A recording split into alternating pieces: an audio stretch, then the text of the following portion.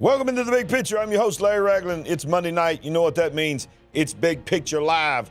We're going to cover the news of the day, breaking news. We're going to break down the topics and the items that you're not seeing anywhere else from a kingdom, big picture perspective. And, of course, Uncle Jimmy will see us at the end. We have a huge, huge special announcement. Stay to the end. We're going to give it to you in the end. But right now, it's time to get going. Hit that like button, subscribe, share. Rumble and YouTube. Let's go.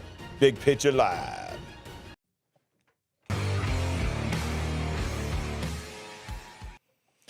All right, we welcome in the Queen. She's in the house. She's in the house. She's in the house. Here we go. I'm bringing you on right there, right there, right there. Boom! Thank you. There you are. Woo! It's great to be here, be back. All right. It is good.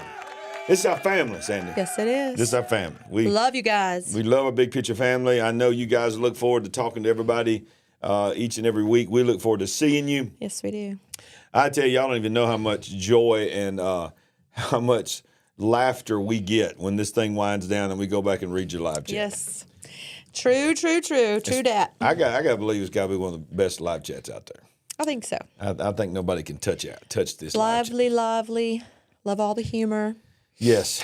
But the best part is that we don't have to deal with this by ourselves. Exactly. You know, it gets tough on this side of the camera talking about the news, but it makes it easier knowing you guys are out there. That is true. It does make it easier. Dealing with it as well. Yes. And we want to get right into the news tonight. Let's do it. Before we do that, of course, we got to tell you one more time, just smash that like button. Smash it. If you're watching on Rumble, we just appreciate you being on Rumble. We're building a Rumble family there as well. Growing weekly. And we just thank God for everybody that's there on Rumble and on YouTube. And we'll talk more about Rumble in just a minute. Let's get right into the news tonight. You know, we know that the Defense Secretary has been in the hospital for several things. It was just a very strange thing, right? How it went down. You know, he didn't tell anybody, including the President of the United States and even his assistant. What a controversy, right? Yes, exactly. Well, Austin is back in the hospital for now what they are saying, a bladder issue. The Pentagon said that the White House, the Joint Chiefs, and I'm doing this because I got to zoom it in, Congress had been notified that the Defense Secretary's condition, listen to this, unlike when he kept complications from prostate surgery secret. And it goes on to say here in the article, let me just zoom this out. I thought I had it right. Let's see. Fair to say that I think his staff has learned their lesson to not withhold information. Is that where you were going? Yeah, exactly. All right, so the Pentagon announced on Sunday that Defense Secretary Lloyd Austin had been taken that afternoon to a military hospital to be treated for symptoms suggesting an emergent bladder issue. Now, it goes on to say in this article, and we've got so much to cover, we're not going to read this whole article, but it says that he's in serious condition, or at least at the time that he went. Now, when you think about if you watched him at press conference before he went to the hospital this time, he did not seem well. No, he didn't. He seemed very weak, and we need to pray for him. And I'm glad that they're being forthcoming with information and not trying to keep anything secret. That we don't need to do that, but I certainly hope that he's getting the help that he needs. Yeah, and when you talk about cancer, and that's what we're talking about here. Very serious. And then you hear about other organs being affected, you know, your mind goes there, that maybe something is spreading or whatever. So we pray for him and his family. But for an American, you know, you got to think about, you know, this is, you know, we're going to talk about it extensively tonight, but you see what we saw with our president this week, and then you see some other incompetence that's going on, and then you see the defense secretary that is supposed to be over the game plans of anything that our soldiers are doing is in the hospital once again with uncertainty of what's going to go on. It just makes you feel like, you know, what is the leaders of the world thinking of America right now? Well, it makes you a little nervous as a citizen, right? Yes. And we don't need to be nervous right now. We need to be full of confidence because there are so many things going on. And it's a very volatile time. Very volatile time. Speaking of volatile time, let's move to the Middle East. Israeli troops are going into action soon at Lebanon border, says defense minister. Israeli troops will, quote, very soon go into action near the country's northern border with Lebanon. Defense Minister Yoav Gallant said tonight as tensions surge in the Israel-Hamas war in Gaza. He went on to told troops near the border with the Gaza Strip that others were being deployed to Israel's north. Quote, they will very soon go into action. So the forces in the north are reinforced. The forces close to you are leaving the field and moving towards the north and preparing for what comes next. He added that reservists would be gradually released to prepare and come ready for future operations. Yeah. So we've been talking about this on the show, that anybody that's a student of the Middle East or anybody, quite frankly, has any kind of common sense knows that Hezbollah wants so bad to get involved in this. They've been a little bit intimidated, but they've still been firing the rockets, have all this going on in Syria. Now you have Israel coming out and openly saying, we're going to finish the job in Gaza no matter what you say to us, and we're also going to engage in the north. Yeah.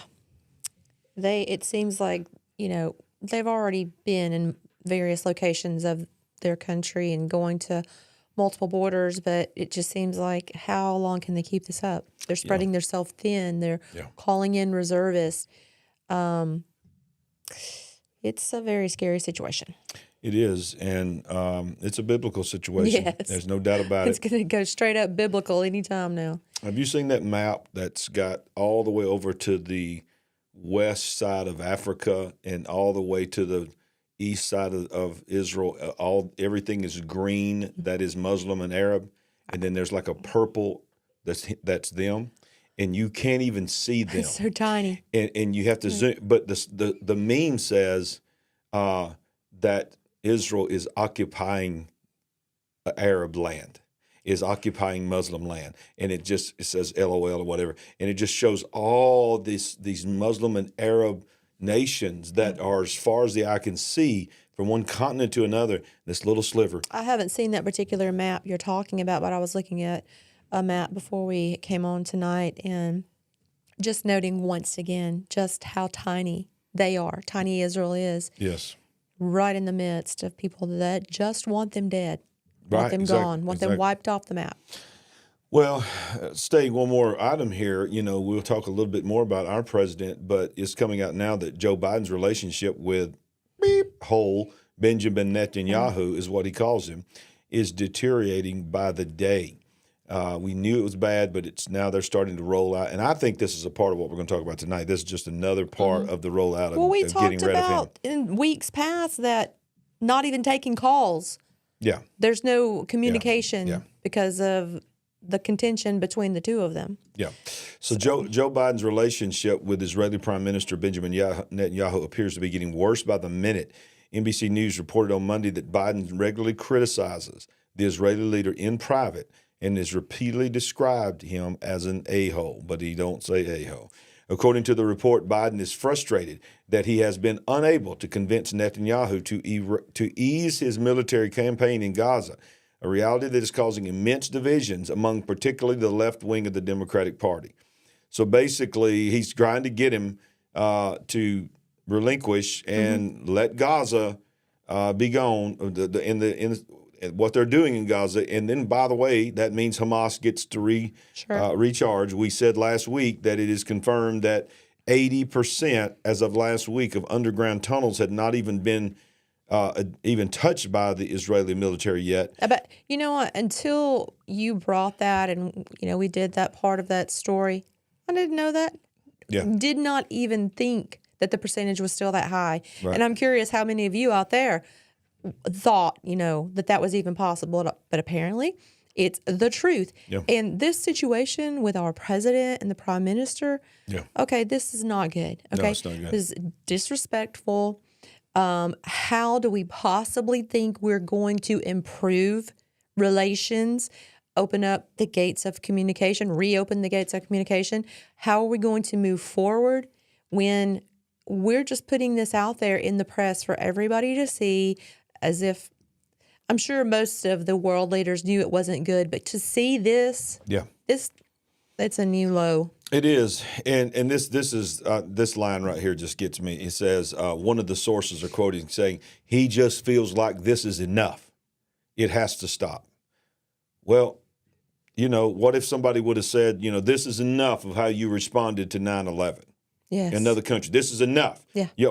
We are another country, and we're telling you this is enough retaliation for what happened to your country. And that's what's happening. And Netanyahu, I'm telling you, I know he's got a lot of issues over there. He's like their version of Trump. They're trying to get him on every kind of arresting him, want to put him in jail and all this kind of stuff.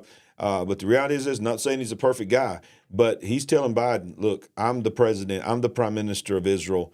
Right. We want to have good relations with you, but you need to stay in your lane.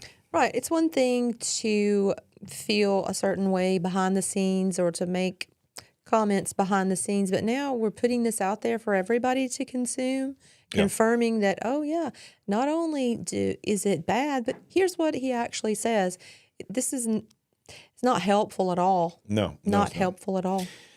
Now, move this. Mm-hmm. Now, the Argentina president, Milei. Is this the very same man who spoke at the World Economic Forum? And raked them over the coals? I love it. Love it. He said, let me just tell you, the problem with the whole world is not climate change. The problem with the whole world is sitting in this room. It's you.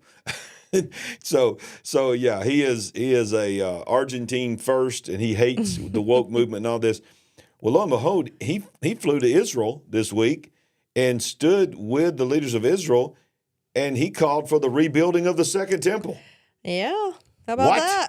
Listen to this. Let's watch this right here, because you know we are students of prophecy. We know, but let's remember before I play this clip that that's one of the reasons that one of the leaders of Hamas said that they did what they did. Now, of course, we know they did it because of hatred, but they said that they had intelligence that Israel had the red heifers, which is a fact, but they knew that they were getting ready to bring the ashes of the red heifer to the mount, to the Temple Mount, and cleanse the area to prepare for the Second Temple.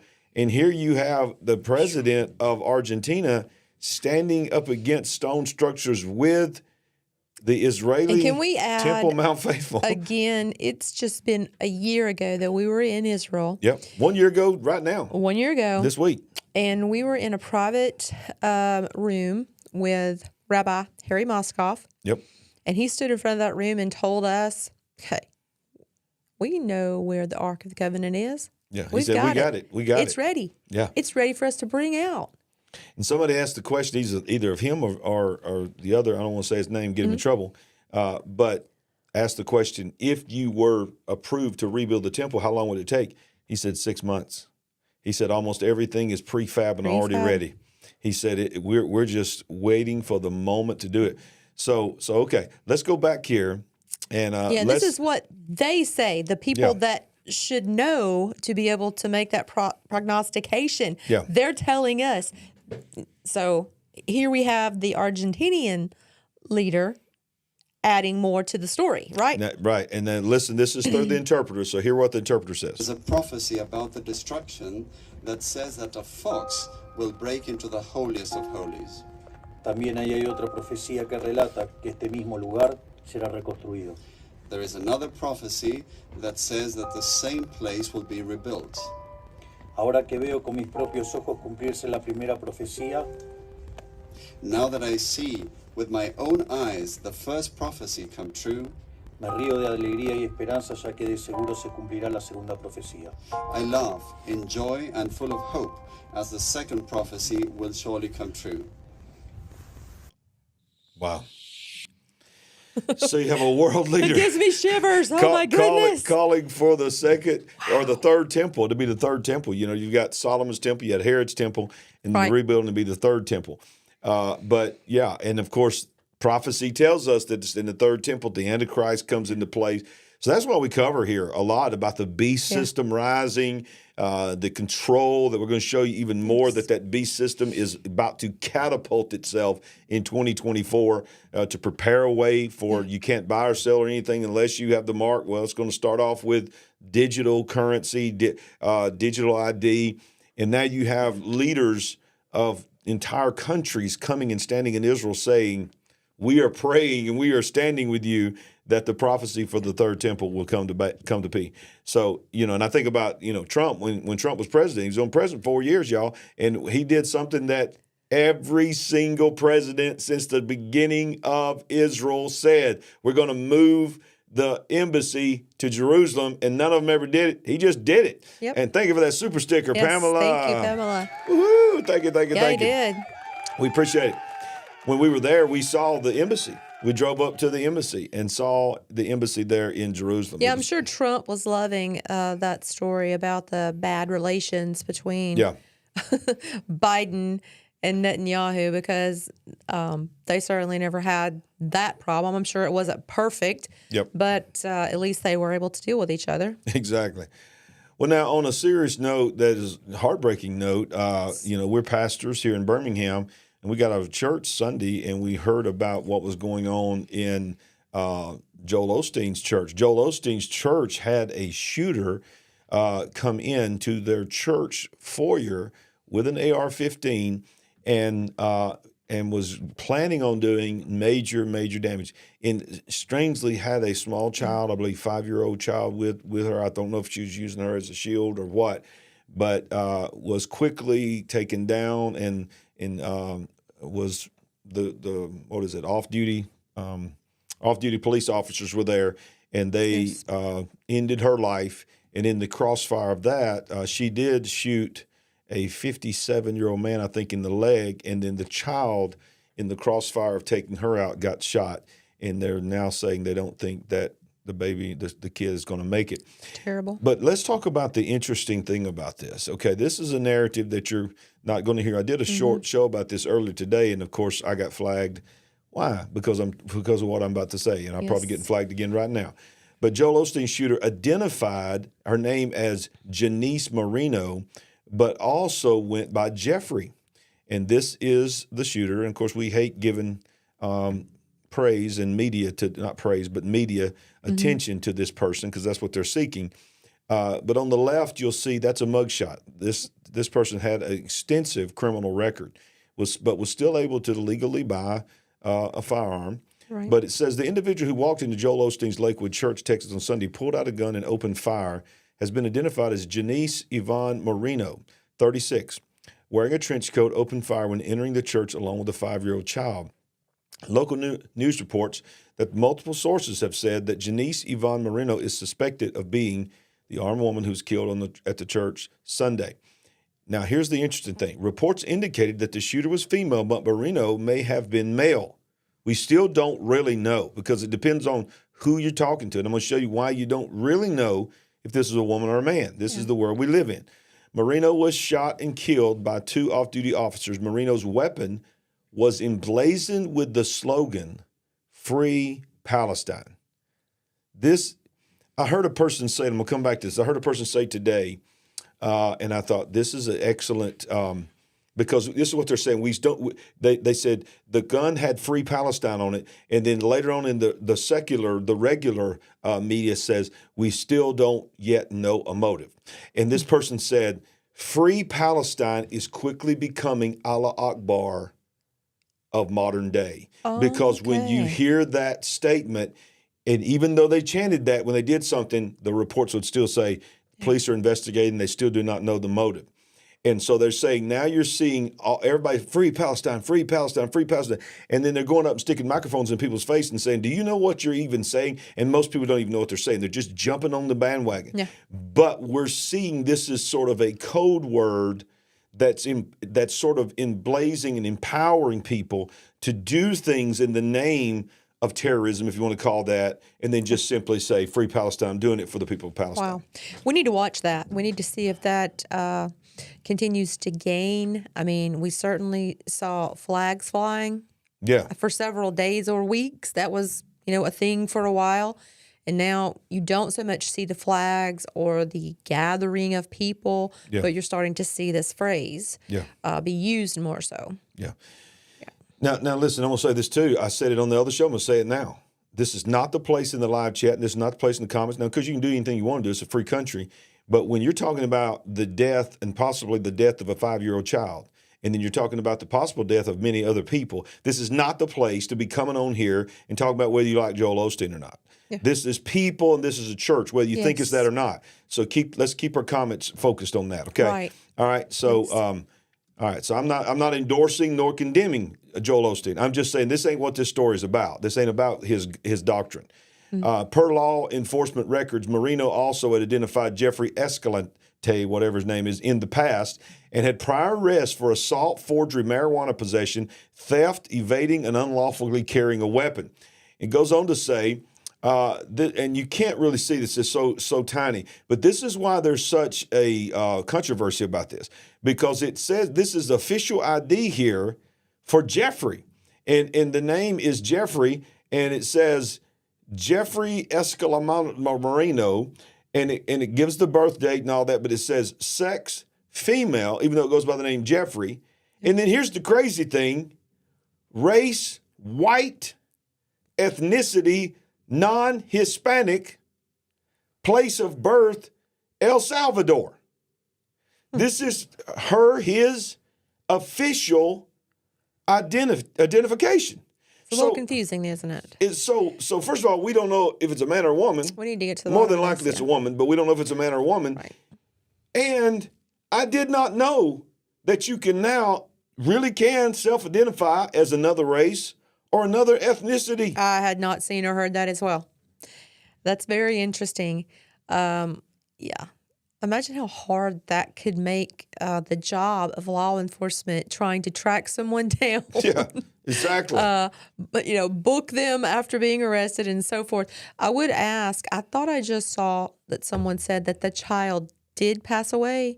Oh, what? I didn't heard that. I thought I saw that in chat. If we can confirm that. I heard that, the last I heard that they didn't look like the child was going to make it. Absolutely, if the child is still alive and fighting for his life, or if he has passed, could you confirm that for us? Because I haven't been able to look at that particular part of that story for several hours. Wow. Okay, so continue on this. This is a picture of the weapon that was released. This was actually his social media. Building Wealth Incorporated was the name of their Instagram. But the interesting thing is, not only is it showing the picture of the weapon and it has Free Palestine carved into it, etched into it, but look at this. This right here to all the churches and all the pastors. This is sort of send a chill up your spine. This was not some random person that just chose to walk into this church. This was actually a member of the church, or at least an attender of the church, because this is a screenshot of this person paying their tithes or giving in the offering to Lakewood Church, and then defending their church in a statement there about people don't like my church. I'm gonna do my thing, and then he goes on to say was a supporter of Bernie in 2020. So this is not a right wing. Okay, that's what they always want to go, is a right wing extremist. And this is not, number one, this is a left-wing extremist. This is a confused with identity, not only in sex, but apparently in race as well. And, right. So it's just a strange story. And Sandy, I predict that it will go away by this time next week. No one will be talking about it. If there's a manifesto, we won't be able to see it. Is that what you're about to say? We'll never see it. We'll never see it, and I predict there might be a good chance. I predict it next week. The only people that might be talking about it is any kind of breaking news that we find out about it. Shows like this, because you're not going to hear about it on the mainstream media. It's just not going to happen. But look, it seems like this is probably what I got flagged for earlier, so I'm going to have to walk a little light here. It seems like there is becoming a pattern because you think about what happened in Nashville, which was a school in a church. It was a church, and this person had went to school there and went to church there. So it's like there's this pattern of TikTok and some others are telling people and training people to become violent in their thoughts against people who don't agree with their lifestyle choices. Just because I don't agree with someone's sexual preference or lifestyle choice doesn't mean I hate that person. And I'm not calling for violence on that person. I don't want nothing bad to happen to that person. But you've got voices out there that are telling them that that's what we really want. And that's not what we want.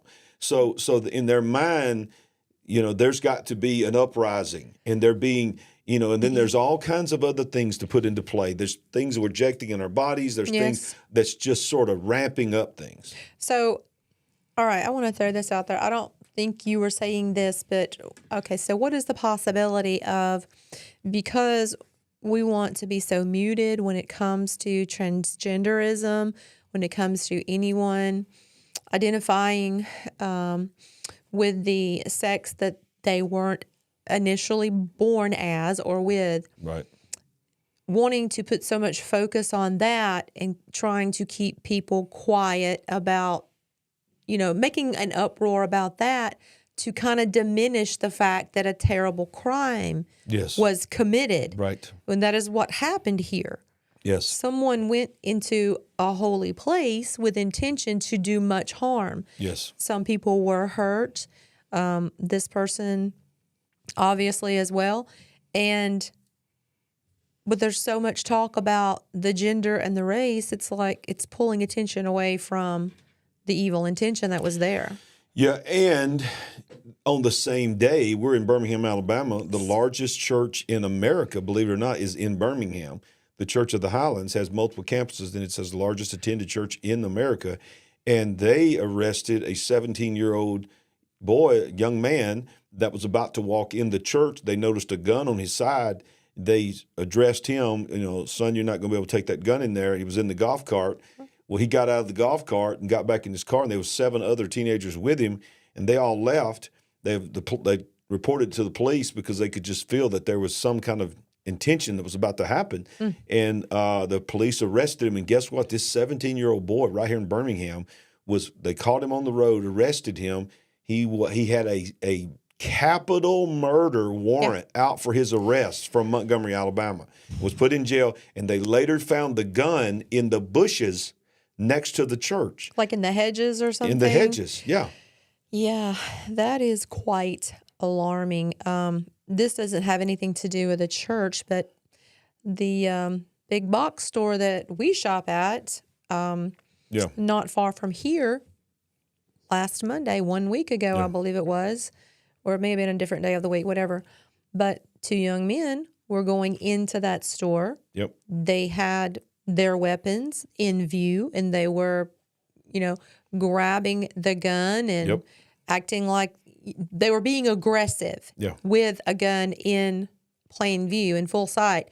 And I think they ended up being approached and ultimately arrested. Yeah. So we can carry in this state. Yeah. But when you can see that and people are antsy or they're acting aggressive, of course you're going to get nervous. Yeah, and I know people that's watching here from like New York City, Los Angeles, Chicago, Detroit.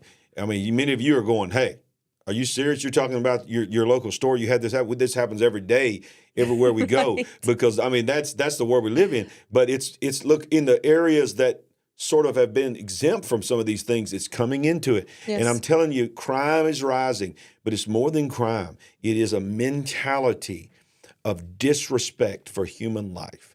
I'm telling you, there is a disrespect for human life. Yes, there and is. it is going to another level. It was promised that was going to happen in Scripture, and it is happening.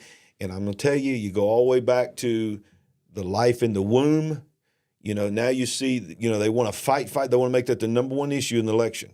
Are you for abortion or not abortion? And that's going to decide whether I vote for you or not. And now I'm going to show you something tonight that now they are coming hard again against those at the end of their life, not just at those that are in the womb and the children. They've been coming after the children for various reasons for several years now. Now they're coming hard after our elderly. There's just a disrespect for human life. There is. And, of course, there's wars going on all around the world, and we have war-crazy people in Washington, D.C. Remember last week when we covered just the bill, the border bill, the border bill, quotations, which was called the border bill just as a psyop, because the reality is this: it was a Ukraine bill because they wanted to get money to Ukraine. Ukraine got 75 times more money in that border bill than what was going to secure the border. 75 times. And he got voted down. But watch this. Didn't deter the senators and even the Republicans. Senators advance $95 billion to fund the war. The border bill, which was always about sending money to Ukraine and not about our border, is dead. So the progressive Republican senators voted today to advance a $95 billion foreign aid package that funds Ukraine, Israel, and watch this, Indo-Pacific, which is for China and Taiwan.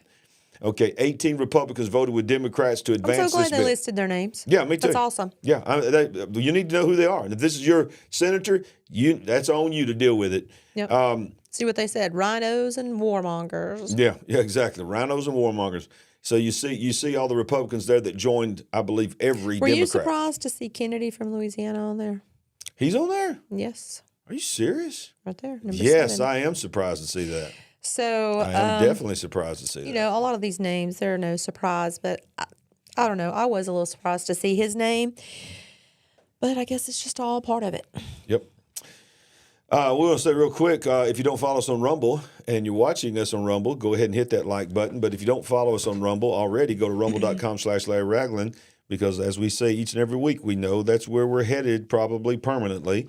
And we also want to let you know real quick, I don't know if we'll get a chance to tell you again, every Wednesday night we do an in-depth Bible study here. If you're interested in getting into the Bible, it may be for you, may not be for you, but it needs to be for you because let me tell you something, you read the Bible, you'll know what's going on around this world. Come on. All right, now, Sandy, here's one of the biggest things that happened this week is that we began to see what we knew was coming, the rollout of the removal of Joe Biden as the candidate to run against the president. I don't think any of us were prepared for that. Yeah, we knew it was coming, but it was sad to see it happen. You know, when I say sad, let me make myself very clear.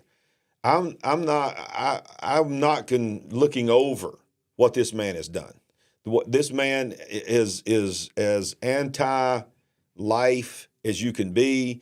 Many of the things that we stand for in our principles, he's against it. But you still don't want to see somebody just deteriorate right in front of you. It's just sad. But watch this. Dems are taking out Biden, and they used the disastrous evening presser to seal the deal. Just in case you missed it, it looks like the Democrats are in the process of removing Joe Biden from the 2024 election stage. Honestly, is anyone shocked given the latest disastrous polls and how Biden's support is vanishing faster? We know that. You know, let me go down here to show you this one thing here. This was just sort of a screenshot of the press when the press was harassing him. And Sandy, here's how I knew. I mean, it was already, the report came out that day that, you know, we can't prosecute him, even though he's committed a crime. And we know that he willfully committed this crime, unlike President Trump. But we're not going to prosecute him. And the words were stunning because we believe any jury would have been sympathetic to an old, elderly man who has memory issues and cannot process information. Went on to say he could not remember the dates of when he was vice president. He could not remember the days of when his son passed away. So I think, and this is the sad part about it. Okay, because this man, I think we've known for a long time, probably even from the very beginning, he's not been running this country. Okay, we've had these people running him. But he probably thought what little bit he had in there. He probably thought somebody say, President Biden, you've got to get on there and tell them that you still got your mind is working right. Yes, I need to, but he didn't know he's being played. He's being played because they knew what was going to happen. The press had got their marching orders. They've been told to leave him alone. But it was very, very apparent this week. They said, okay, now go get him. First of all, I want to say DRW took the words out of my mouth. It is a form of elder abuse to me. It is. Jill Biden's the one that's the most guilty. I don't know who's the most guilty, but it's not right. So I want to ask you, was it hard for you to watch that and process that and to know, hey, people all over the world are ultimately going to see this? They already had their suspicions and they already had their criticisms, but to see it put in this context. Right. Yeah. Well, it was hard to see. It was hard to watch for me and you because we lost both of our mothers to that horrible disease. Yes. Sandy, would you emphatically state right here, and I know we're not no medical experts, but would you not say from your experience what you saw happen with your mom, what we saw happen with my mom, there's just no doubt we see what what is happening to him. He has dementia and Right. he has Alzheimer's, and it is elder I don't know abuse. if we can say that he has Alzheimer's, but anyone can see that he is struggling. He seems frail. He seems weak. He seems like he has problems on a consistent basis, forming his thoughts and expressing what he wants to say.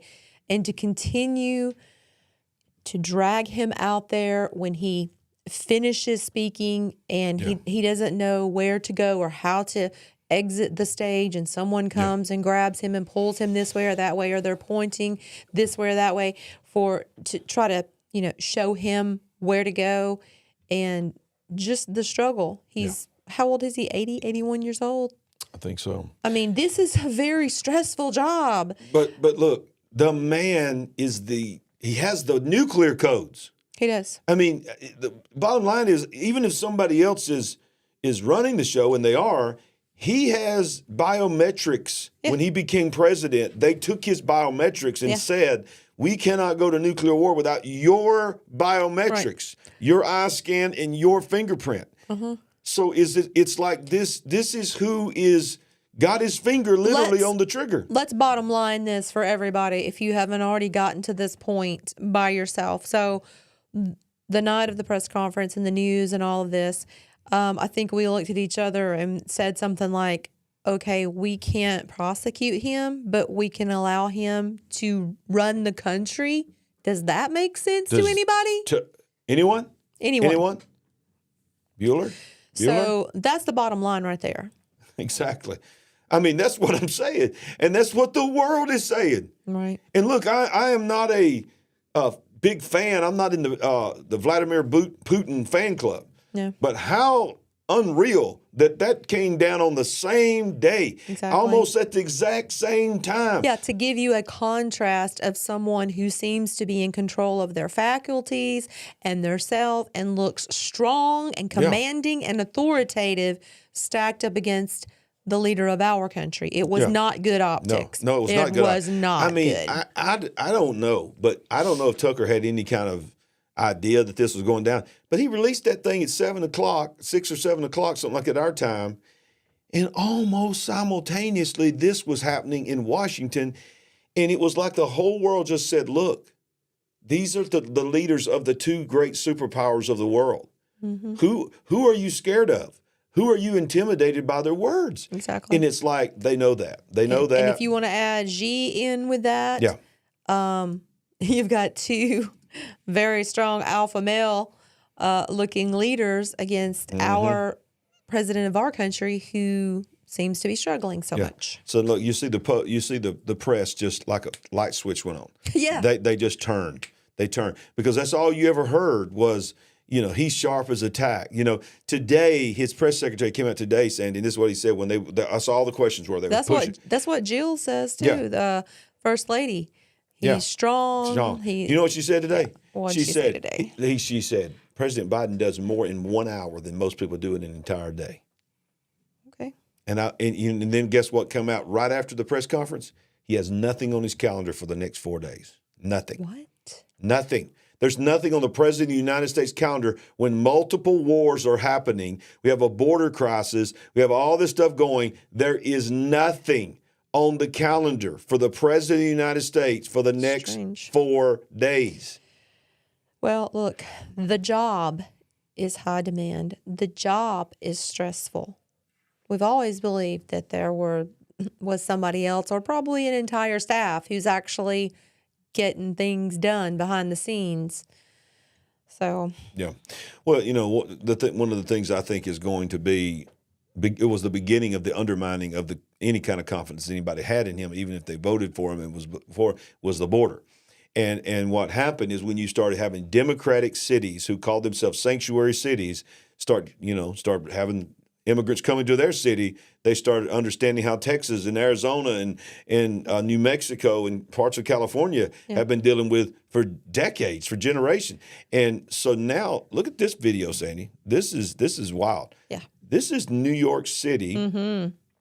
New York City is now, citizens are blocking the buses that are coming in. Blocking a bus that's carrying migrants. This is happening on Father Capodanno Boulevard and Midland Avenue in Midland Beach. Several police units were called in to respond to the crowds blocking traffic. The buses that arrived overnight at Port Authority, part of a new uptick that has even those in charge struggling to keep track of how many asylum seekers arrived in the past week. You understand that we're in the middle of a surge right now. Let me start with the numbers. Last week, I think, my notes say 3,800, but I think it was more like 4,000 people that we got last week, which is kind of insane when you think about what these numbers are. The numbers include 14 buses arriving in one night, a record since the crisis began. 7,200 asylum seekers in the past 2 weeks, and 68,000 migrants currently in city shelters. The city is experiencing a significant increase. I would say so. Yeah.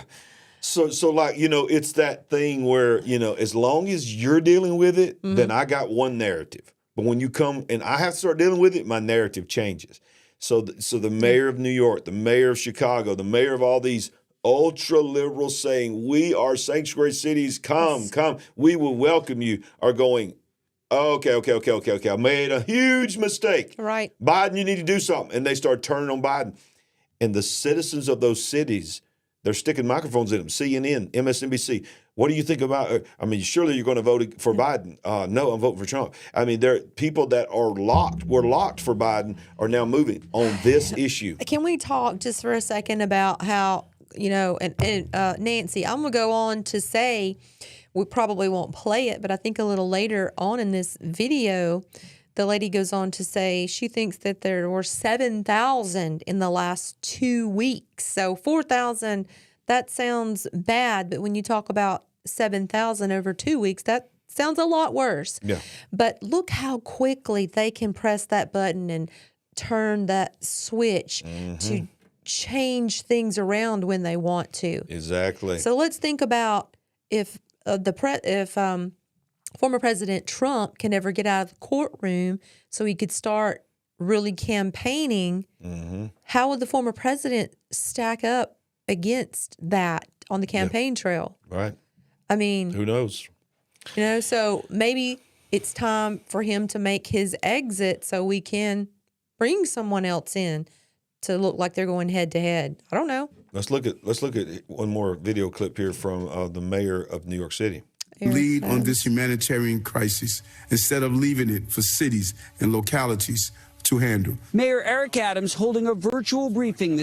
Now, what he just said was, we need to get a hold on this because you're not doing your job, Washington, D.C. You've left it to the major cities now to handle this problem. And I can see in the live chat, and we have always said, what about Texas? What about these others that have been having to adjust their life for all these years, and you just kept spouting off whatever you wanted to say? This afternoon with the mayors of Denver and Chicago. As buses continue to arrive in the city of Chicago and all over the country, the type of chaos that has been administered has left many of our local economies under a tremendous amount of duress. The surge is expected to continue. Yeah. The surge is expected to continue. And, I'll be honest with you, I don't know what the answer is. But now I have not verified this, but I have several people tell me that since the Texas National Guard took over Eagle Pass, do you know how many people have crossed illegally in that area? No. 2. Just in that area. Now, there's thousands across the state. Right. But in that area where there was tens of thousands, 2. So, look, that's just one area. That border is like, with Mexico, is what is that, 1,000? 1,500, 2,000 miles long or something like that. So it's big. Yeah, it's long. But the reality is this, hey, the money that we're sending to Ukraine, first of all, could have wiped out homelessness in this nation multiple times.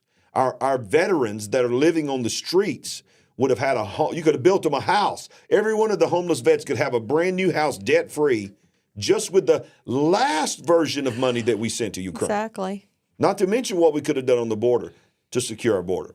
Crazy. But I digress. Yeah. There's a shaking happening, Sandy. Whole lot of shaking going on. Whole lot of shaking going on. There's shaking politically, there's shaking economically, and there's actual increasing of real shaking. Earthquakes are on next level, Sandy. Yes. Let's look at this They one right really here. are. This is insane here. Southern California was shaken by 13 earthquakes in 25 minutes. How'd you like to experience that?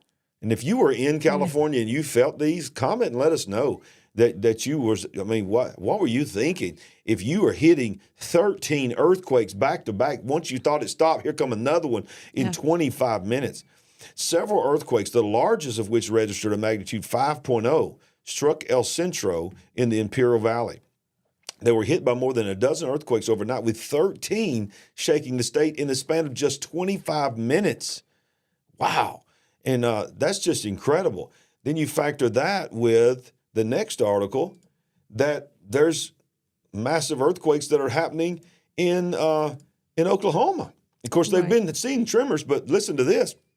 After a dramatic spike in earthquakes in the early 2010s, state regulators in Oklahoma began taking steps to limit the injection of wastewater from the oil and gas extraction deep in the ground. As a result, the number of earthquakes, particularly large ones, declined. But a couple of larger earthquakes in recent weeks, including a 5.1 magnitude tremor over the weekend that was one of the strongest in years, is a reminder of the danger after the last one shook an area dotted with such injection wells. So you there's not just the places that you're always used to seeing earthquakes. You're seeing massive earthquakes happening in different places. And I think there was one in Florida this week. Yes, there was. Yeah. Heard Pastor Paul reporting on that. But okay, so out there, that's been a thing in the past, and obviously it's happening again, possibly due to fracking. But whatever the case. Yeah, It'd be unsettling if you're the one out there experiencing that. Yeah, exactly. I mean, is it fracking? Is what? But I don't know. But it's an earthquake. My house is shaking. Right. You know, it probably doesn't start shaking, and you're like, "Oh, it's just that fracking again." Yeah, somebody pointed out in Hawaii too. So, yes, which happens to be the largest active volcano in the world, and multiple earthquakes that could be felt all the way to Oahu. Listen, this world is shaking. It's shaking in the natural. It's shaking in the spiritual realm. Yeah. The economy. We're going to show you some things about the economy tonight. We just love y'all. Can I just give y'all some love right now? I just want to give y'all some love. We love our big picture family. All right. Yes. I don't know why. I just want to tell you I love you.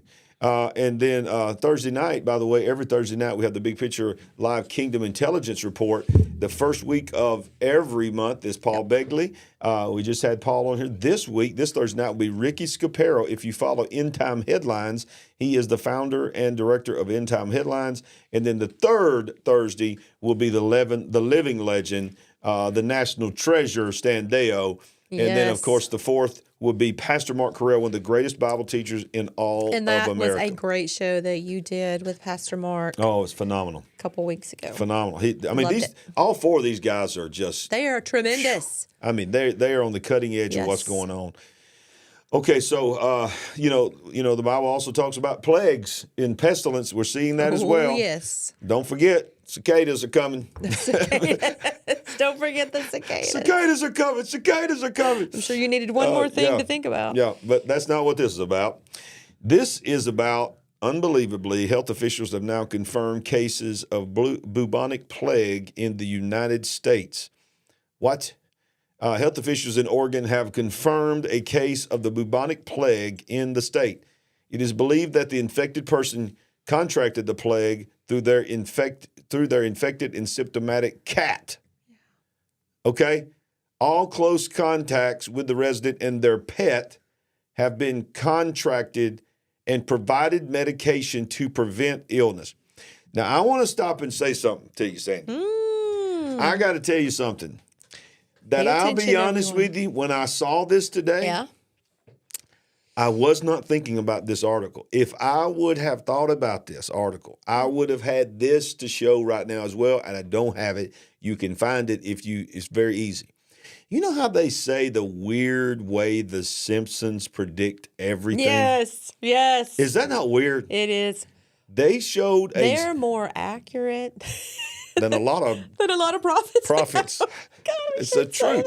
I mean, it's true. That. But it's true. Some of them. Right. I'm telling you, it's weird. It's like those people with The Simpsons.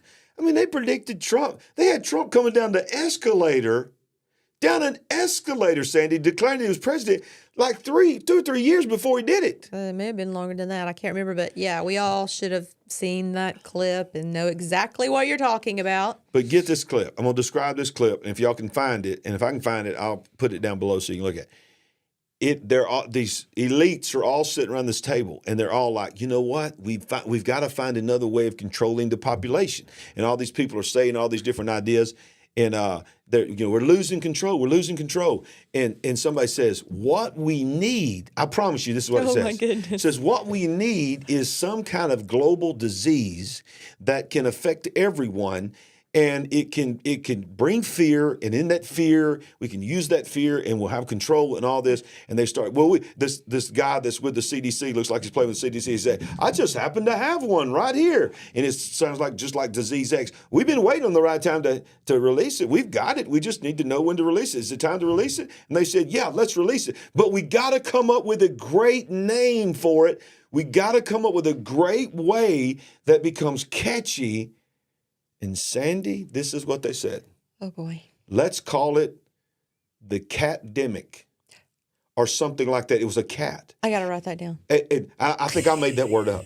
But it was like, it was a cat. And they said, we will say, listen to what Simpson said. Okay. We will say that humans have caught this deadly disease from a cat. And we will put the cat on it. And they start showing these news anchors, and they were like, the cat disease is sweeping the nation. Make sure you stay away from your cat or you could get a deadly disease. And then I read this today, right before we went on the air, and I was like, whoa, I need to know when that Simpsons episode came out. Yeah. Because this dude got bubonic plague from a cat. From the cat. And they said, we need a cat-demic. I think I made that up, but that's pretty cool. That's a good word, cat-demic. We're adding it to the list. We got a list. For all our new people, we have new people here. We have a list of the Larry Raglinisms. Yeah. You got a few, too. You've come up with a few. The heifers and weffers. The old weffer heifers. But, Sandy, Those weffers. It's a cat-demic. Now, I'm not making light of this dude that's got bubonic plague. Bubonic plague is a serious deal, Sandy. Right. It killed a lot of people. Now, I know we got things now that we didn't have then, but did we not think the bubonic plague was gone? Well, yeah, that was a very long time ago. The Black Plague, many people died. Many died. But, it can be treated with antibiotics. Yeah, but come on. It's a pandemic. It's a cat-demic. It's a cat-demic. It's a cat-demic. Next thing it'll be a dog-demic. I don't want no dog-demic. No. By the way, I mean, some of y'all love cats. I ain't got to worry about the cat-demic because I don't like cats. I don't want no cat. The cats are sweet to pet and all that, but y'all going to have the cats. Moving on. But, Sandy, if the cat-demic was not enough, now they're naming diseases after states. Have you heard of the Alaska pox? Mm-hmm. We're not making light of this, but it's just unreal. I hadn't heard of it before today. For today, yeah. It's like every day you're like, what? That's a real thing? You know what this reminds me of? This reminds me of somebody doing a show in Alaska, and they're like, we need to call this. They do like me. They made up a word. They're running out of names. Yeah. I mean, this is serious stuff. We're not making light of it. We have to say this. We always have to give a disclaimer for all our new people. We laugh, we cut up at times on our show to keep from crying, okay? Right. We know these are serious things, okay? So please don't think we're completely heartless. No, we're not. We're the ones that have to tell you all this stuff, so we have to process it. But a man has lost his life, Sandy. This is where it's serious. Man has lost his life from a mysterious Alaska pox disease, becoming the first ever victim of this rare illness. Now, some of you may have heard of this. We had not heard of it. A virus first discovered in 2015 has claimed its first victim in Alaska's largest city. An unidentified immunocompromised man died from Alaska pox in January. He lived in the woods by himself, and it's unclear how he contracted the virus. Unclear how he got it. I'd like to know that. It says it comes from the same genus as smallpox and monkeypox, which was first discovered in 2015 in Fairbanks, and is common in small mammals. This is the 7th human case overall, and the first outside Fairbanks area, and the first to lead to death. So this is the first death. The first death Amongst 7 people who are diagnosed. Yeah. And we hate to hear that. That's very terrible.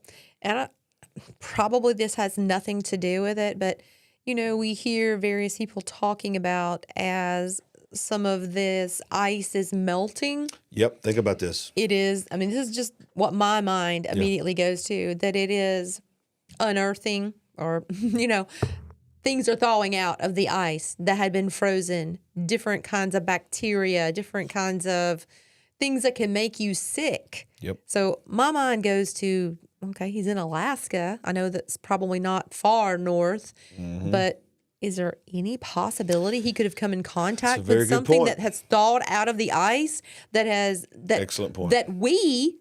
Because, basically we have a short lifespan as compared to, all of history. Right. These things could have affected people Yeah. hundreds or thousands of years ago. Think about how many people died, indigenous people, when other people who were immune in their system just showed up. When the Europeans came to America for the first. Yeah, sure. So it's like what you're saying is, there were probably things that affected them and made them a little sick back then that we'd never seen. Yes. That when things thaw out could just immediately take our life because there's nobody who's ever built up an immunity. If you have no immunity, sure. It seems like that could easily happen. Yeah. And we have seen scientists and people up there trying to make discoveries saying they understand the danger that there are some things under the permafrost and all that kind of stuff that's supposedly forever sealed. That's one of the things they use for climate change is that if you let the ice caps melt so much, it's going to release so many diseases and viruses that we don't know how to process. So some of these are very possible because think about it. This is something that they didn't know what to call it. So this was a new something that they just had to name it the state that it was isolated to. I think you're onto something. 9 years ago. I think you're onto something. 9 years ago. Okay, well, since I love conspiracy, right? Well, let's take advantage of this moment. And many of you listen to Mike from around the world. I'm sure some of you remember a couple weeks ago the episode that he did when he said, Pastor Paul, what are people going to do when something hitches a ride back on the shuttle as it returns back to Earth? And I'm pretty sure he was talking about some kind of bacterium from outer space that attaches itself to some kind of space vehicle and makes its way back here. And I don't know what he was alluding that would happen. Somehow we would realize it and identify it. And who knows what happens from there. If you were listening that night, chime in and let us know that you know what I'm talking about. And you know what I'm thinking right here? It sort of sounds like a movie, a couple of movies I've seen. Yeah. Once again, we go back to, have we not lived this through movies? Predictive programming. How many movies have we seen where there's this germ that came from outer space and killed all humanity? I mean, that's how they won War with the Worlds. Remember? Yeah. We gave them the flu. We gave them the flu. They just poor things had no immunity. Yep. Well, whatever. Well, there's a lot of interesting, strange things going on in Hawaii lately. Ooh, I mean, the massive, horrible fire that has still not been explained that happened in Lahaina that we covered here extensively. Still, thank God. What's his name? Eric West. Eric West is still on the ground, bless his heart, fighting to get information out. I still follow his stuff. You need to still follow him. Don't give up. They still ain't got no money. They still ain't got no help. But, now you got earthquakes happening. You have the volcano erupting again, all kinds of things happening. Yeah. And you know what Hawaii does this week? This is what's important to them. Hawaii's Supreme Court made an official ruling, just declared that their aloha spirit makes them above the United States Supreme Court. This is what happens when places like Colorado just decide. In our state, we decide Donald Trump cannot run for president. When you start letting hardliner haters just be able to do anything they want to do. Yeah. This is what happened. So watch this.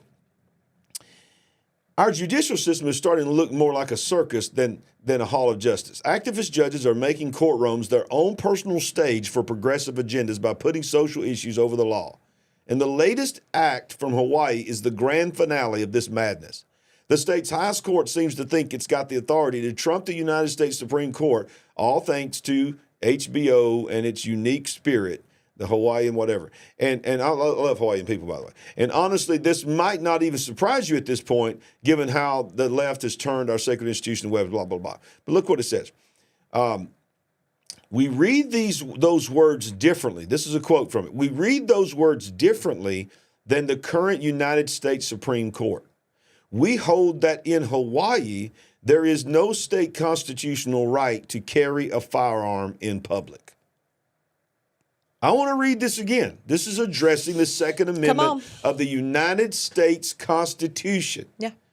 We in Hawaii read those words differently than the current United States Supreme Court.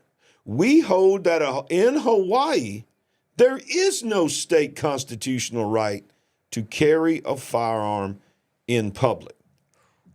Meaning, if this is allowed to actually be a cultured shift in Hawaii to where the Hawaiian officials, law officials start going by this, that you don't have a Second Amendment in Hawaii, well then what is going to stop, say, New York City or the state of New York saying, our Supreme Court says in New York, you don't have a First Amendment anymore. You don't have freedom of speech. And what's going to stop California from saying, in California, we are an atheist state. We don't believe, by the way, I know there's some of the greatest Christians in the world are in California. I'm talking about the upper echelon says, we don't believe you have a freedom of religion in this state.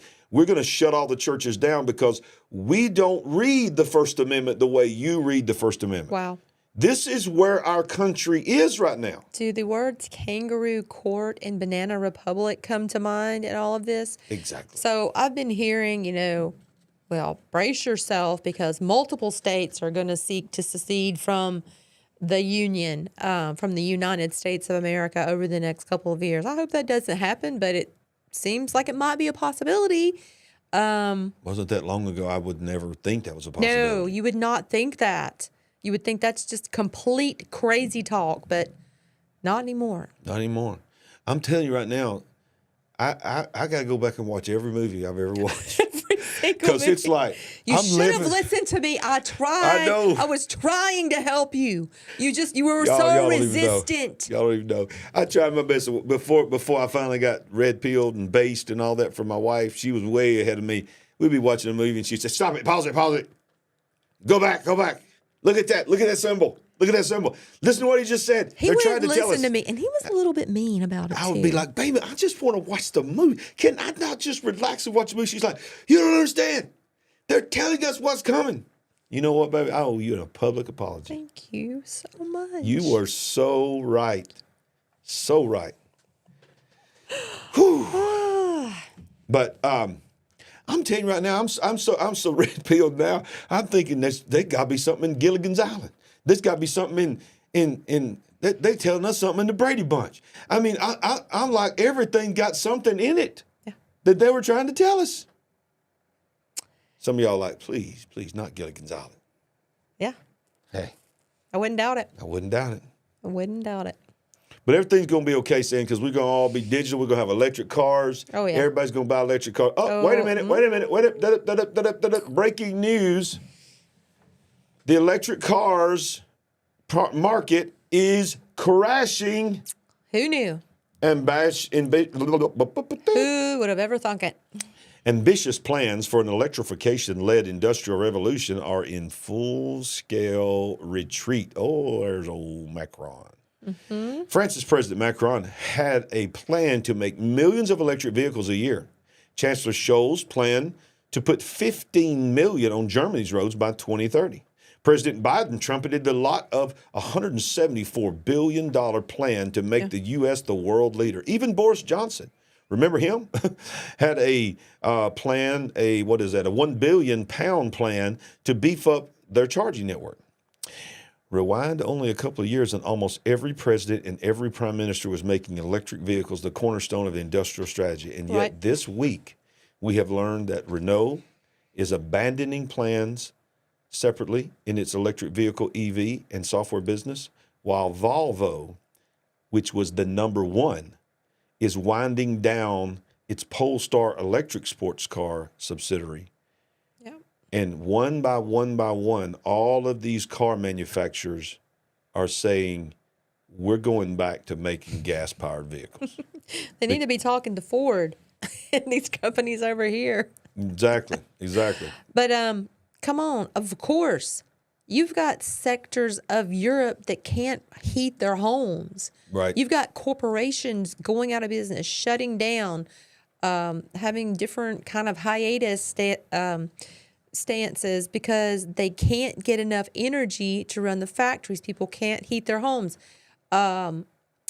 Status quo cannot even be maintained, let alone go forward into the future and everyone have an electric vehicle. Right. How many times have we seen videos of people pulling up to charge their car and all the chargers are full, or there's got an out of order? And it's like, there's a gas station on every corner. If you pulled up one gas station, they had a sticker on there, out of order, you just ran over to the other gas station. Right. Well, you don't get that with electrical vehicles. And they're beginning, we all knew that, but the narrative is running out, y'all. And I'm telling you, people are rising up. You reading the live chat? They're getting crazy in there. Penny said, my weed eater doesn't even stay charged to finish my yard. Exactly. And you know what? We've gone on a couple of trips where we've taken Ubers with electric vehicles. Yeah. And I started doing that before you did. And every single Tesla and electric vehicle that we've got in, I always ask the driver about its performance. And every one of them tells me it ain't nothing what they told me it was going to be. And when it's cold, you can't charge it. Oh, yeah. And when I was in Florida, I was talking to him about that guy, and I said, they say up north that you can't even keep them things charged because it's so cold. He goes, oh, it's the same thing in the heat. He goes, anything I turn on, think about it, anything I turn on, the radio, the air condition, I see my distance go down. And that's just, people are waking up to it. Yeah, who wants to leave the airport for a 30-minute drive in the month of August in a little Tesla that they can't run the air condition to keep you comfortable? Exactly. Okay, you don't mess with mama in the summer. You ain't getting and not have the arrow. Child, listen, child. Especially if we're paying for this ride, you better turn the arrow. Exactly. You ain't getting no 5-star review from me. No. Mm-mm. All right, but listen here. This woman right here, whoo, she has got some devils, y'all. I'm telling you, I've watched her. She's got some plans. She's working with that beast system. This isn't Ursula. No, this is the lady of the European market, the central bank.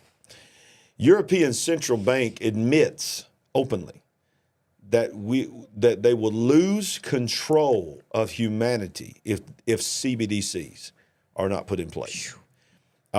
This is the lady that was caught on camera saying that they need to limit on the phone call that was spoofed.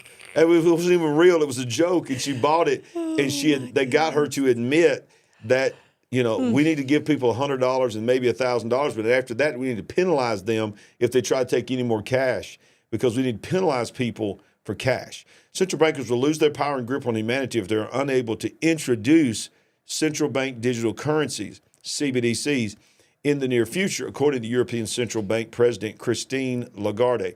And I'm going to just play a little bit of this video down here of her explaining this. There is clearly an aspiration, a desire for digital payment. What? Upset about her hand. She's making the pyramid. Oh. In that first picture. Wait a minute. Scroll back up to the top. Said she's got that pyramid sign. Oh, look at her. I didn't even see she flashing Illuminati. I said she's Illuminati. She's flashing Illuminati, y'all. We're getting flagged left and right. There is clearly an aspiration, a desire for digital payments, much more so than it was in the past. And this is growing. We are now, in the surveys that we've conducted across the 19 members of the Euro area, we have more than 50% of the respondents who say, we want digital payments. Well, here it is. Less use of cash, demand for secure and riskless payments, where do we stand? We central bankers, we have been operating as a monetary anchor in relation to the commercial banks and the private money. If we are not in that game, if we are not involved in experimenting, in innovating in terms of digital central bank money, we risk losing the role of anchor that we have played for many, many decades. There it is. If we, so she says, we got to have less cash. And if we do not participate in the digitization of the money, we will lose our power as being the anchor of everything that is economic. Or let's just translate the word power into control. Control. Because if it's digital, it's programmable. Let's finish her off here. And we I didn't mean it that way. have historical examples of period where the central bank monetary anchor was not there, and that precipitated crisis after crisis. That certainly was the case at the time of the free banking in the 19th century. Do we want to go back to those days? Probably not. I would say certainly not from our vantage point, as a result of which we have to respond to the demand for those digital payments in order to maintain the role of anchor that we have. Yeah, she said, but do we want to go back to the days when it was a cash society and people was writing checks? Yes, we do. We know we can't, but yeah, if we had a choice, we would go back, okay? Because we don't want you having a light switch on our money. Right. Because there's going to come a day, Sandy, me and you both know this, that the kind of stuff that we say on this channel is going to trigger somebody to say, you know what? Yeah. Turn their money off. Right. Until they start being a better person, like in that movie trailer for Civil War. Remember that? They got that man and his daughter, and he's like, you made a mistake. You made a mistake. We're Americans. He goes, huh? What kind of American are you? Woo! Every time I watch it, I get chills. What kind of American are you? I mean, that's where we're going. We got states saying we don't read the Second Amendment the same way you read it, so it don't work in our state. What kind of American are you? I'm telling you, y'all, that's where we're going. So this is April. This movie's coming out. April, the week of the eclipse. Yeah. I need a sound effect, a Twilight Zone sound effect. You do. I mean, because that is. Did you know, Sandy? Did you know? I did not know this. BlackRock has their own CBDC that they just released. I had recently heard that. I did not know Doesn't that it. make you feel so warm and fuzzy and so That much better shows- about life? If there was any doubt in my mind that CBDC is the seedbed for the beast system of the Antichrist, when I read that BlackRock was launching their own digital currency and their own Bitcoin type competitor, that's when I knew this, y'all, Jesus is coming. Yeah. Tokenize Incorporated, BlackRock's plan to own the fractionalized world. In the aftermath of the recent Bitcoin ETF approvals, BlackRock's Larry Fink, man, a lot can be said about him, revealed that soon everything will be ETF'd. He changed it to an actual verb, okay? That's sort of what everybody's doing now. It's just making up new words. You can do that. You can now do that. It's time frame. Well, not you can. You have to. You really do. To explain what's going on That's a and good where we're point. going. Because there's so much stuff we've never had to deal with. We ain't got a word for it. And tokenize, threatening to fractionalize not just existing assets and commodities, but the natural world.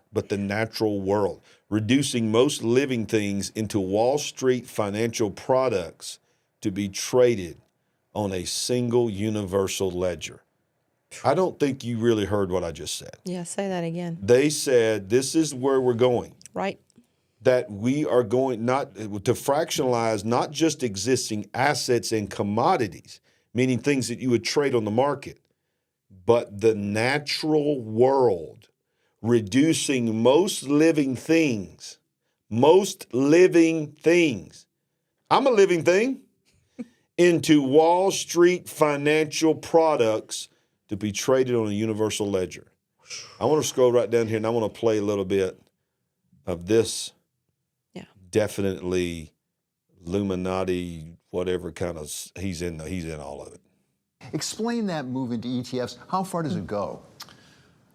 When we bought BGI in 2009, we were ridiculed by most of the financial community for saying you cannot marry the culture of an active investor, who we were, and a passive culture. And we said, why? Our clients use both products. Our job is to be agnostic to our clients, to work with our clients, and to provide a whole portfolio solution.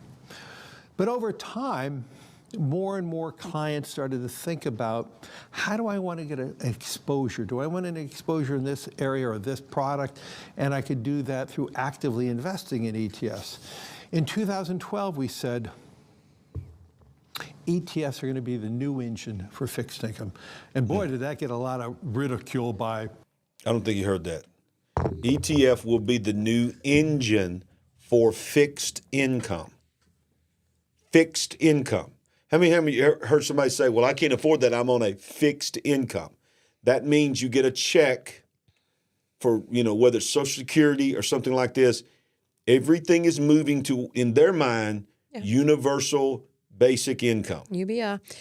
So he's just referring to, this is how you will get your monthly income, your UBI, and everything that you need to purchase or pay will go through that system as well. Exactly. So who was that said BlackRock, Vanguard, and I think State Street is the other entity that are the top three.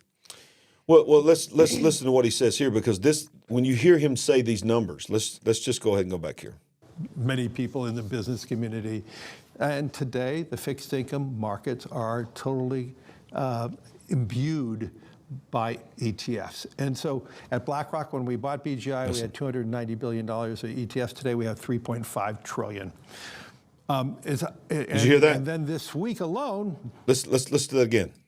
We had 290 by ETFs. And so at BlackRock, when we bought BGI, we had $290 billion of ETFs. Today, we have $3.5 trillion. Of ETFs. Okay. So this is the currency, the Bitcoin, the kind of thing that he's talking about, in the trillions already. It is believed, I forgot the number, I used to know the number off the top of my head, of how many trillions of dollars. It's like 7 or 8, maybe even now upwards of 10, 15, 20. I don't even know how many trillions of dollars of assets. This one company, and by the way. Just BlackRock. Just BlackRock. Because, you wonder what his stake and his golden parachute looks like of that. But But see, a lot of people don't know, this used to be one company, and it got split into two companies.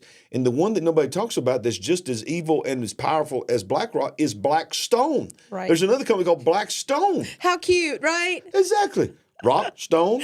But it's really one company. Yeah. But it's made into two companies. Yeah, you never hear anybody talk. We maybe one time touched on that.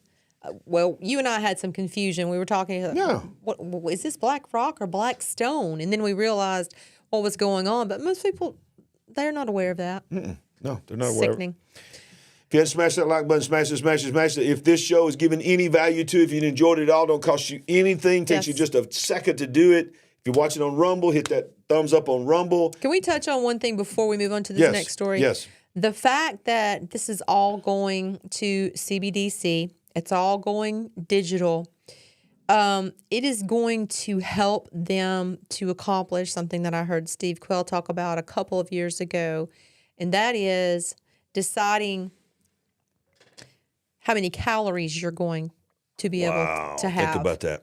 Since everything is digitized now or will be digitized at some point in the future, it is going to be easy for the dark overlords to narrow the amount of food and nutrition that you will be able to receive down to the calorie, the caloric intake, the exact amount of protein that they want you to be able to have. So this is the really dark and evil side of this system, the beast system. See, that's a side, baby, that nobody talks about. I'm glad you brought that up. Nobody talks about that. We talk about money, but money's the root of everything.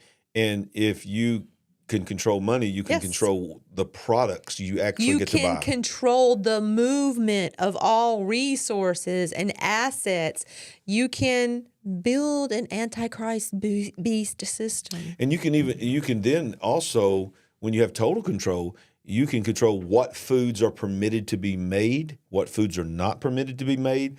And you could just literally, I'm sure this is what their plan is. They're trying to so-called sound like they're being nice and suggest that you not eat beef and suggest that you not eat meat. But they really think in the back of their mind, we really ultimately have the power. At any point we want to just pull the plug, we can stop the meat in a matter of time. Well, you can stop it. One way of stopping it is making it so unattainable, right? Yeah. Which is where beef is certainly heading. Yep. Just for the mere fact that, ranchers and those who raise cattle and everything, they can't afford to feed them. So they're selling off. So they're slaughtering. And there's not going to be that much available. And what is available is going to be hard to afford. Look at how smaller your foods are now. Yes. I mean, how they've affected the size of your food. Did you see, I thought it was satire because I didn't watch the Super Bowl. Did you see the commercial that Biden did? No. He did a commercial, Sandy. You got to see it. Okay. Where he leans back and he goes, you know what? When I watch the Super Bowl, I like to have snacks. Okay. This was a real commercial. And he goes, and he had these snacks and he goes, but have you noticed how the companies are making everything smaller? He said, my candy bars and my ice cream, I love my ice cream, and my containers are getting smaller, but the prices are not getting smaller. No. And I call that shrinkflation, and I'm calling on the companies to fix that. This was a commercial? This was a commercial that Joe Biden ran. And I'm like, what was the purpose of this? I mean, I don't know. He's trying to be relevant and cool. Okay. Oh, and get this too. And I'm sorry I'm getting on a rant here. But, the United States government banned TikTok to be used on government property. Okay. But he went on TikTok, did his first TikTok last night during the Super Bowl, even though it's banned in Washington, D.C. And you know what the TikTok was, Sandy? It was a picture of him looking like an evil warlord on purpose with red evil demon eyes and lasers coming out. And he looks at the aftermath of the Super Bowl and says, just as I planned it. And he tweeted that out. The office of the president tweeted that out and put it on TikTok, trying to be cool and relevant to the kids and the Swifties, that, the conspiracy theory that it was scripted. And he goes, just like I scripted it out. What in the world is going on, y'all? Well, let's ask everybody. Did you figure out, or at least start thinking several weeks ago, who was going to win it? Sandy. Let's go back months ago. The rise of Taylor Swift at the games, right? Taylor Swift, they told us, is not a psyop. It's moving on.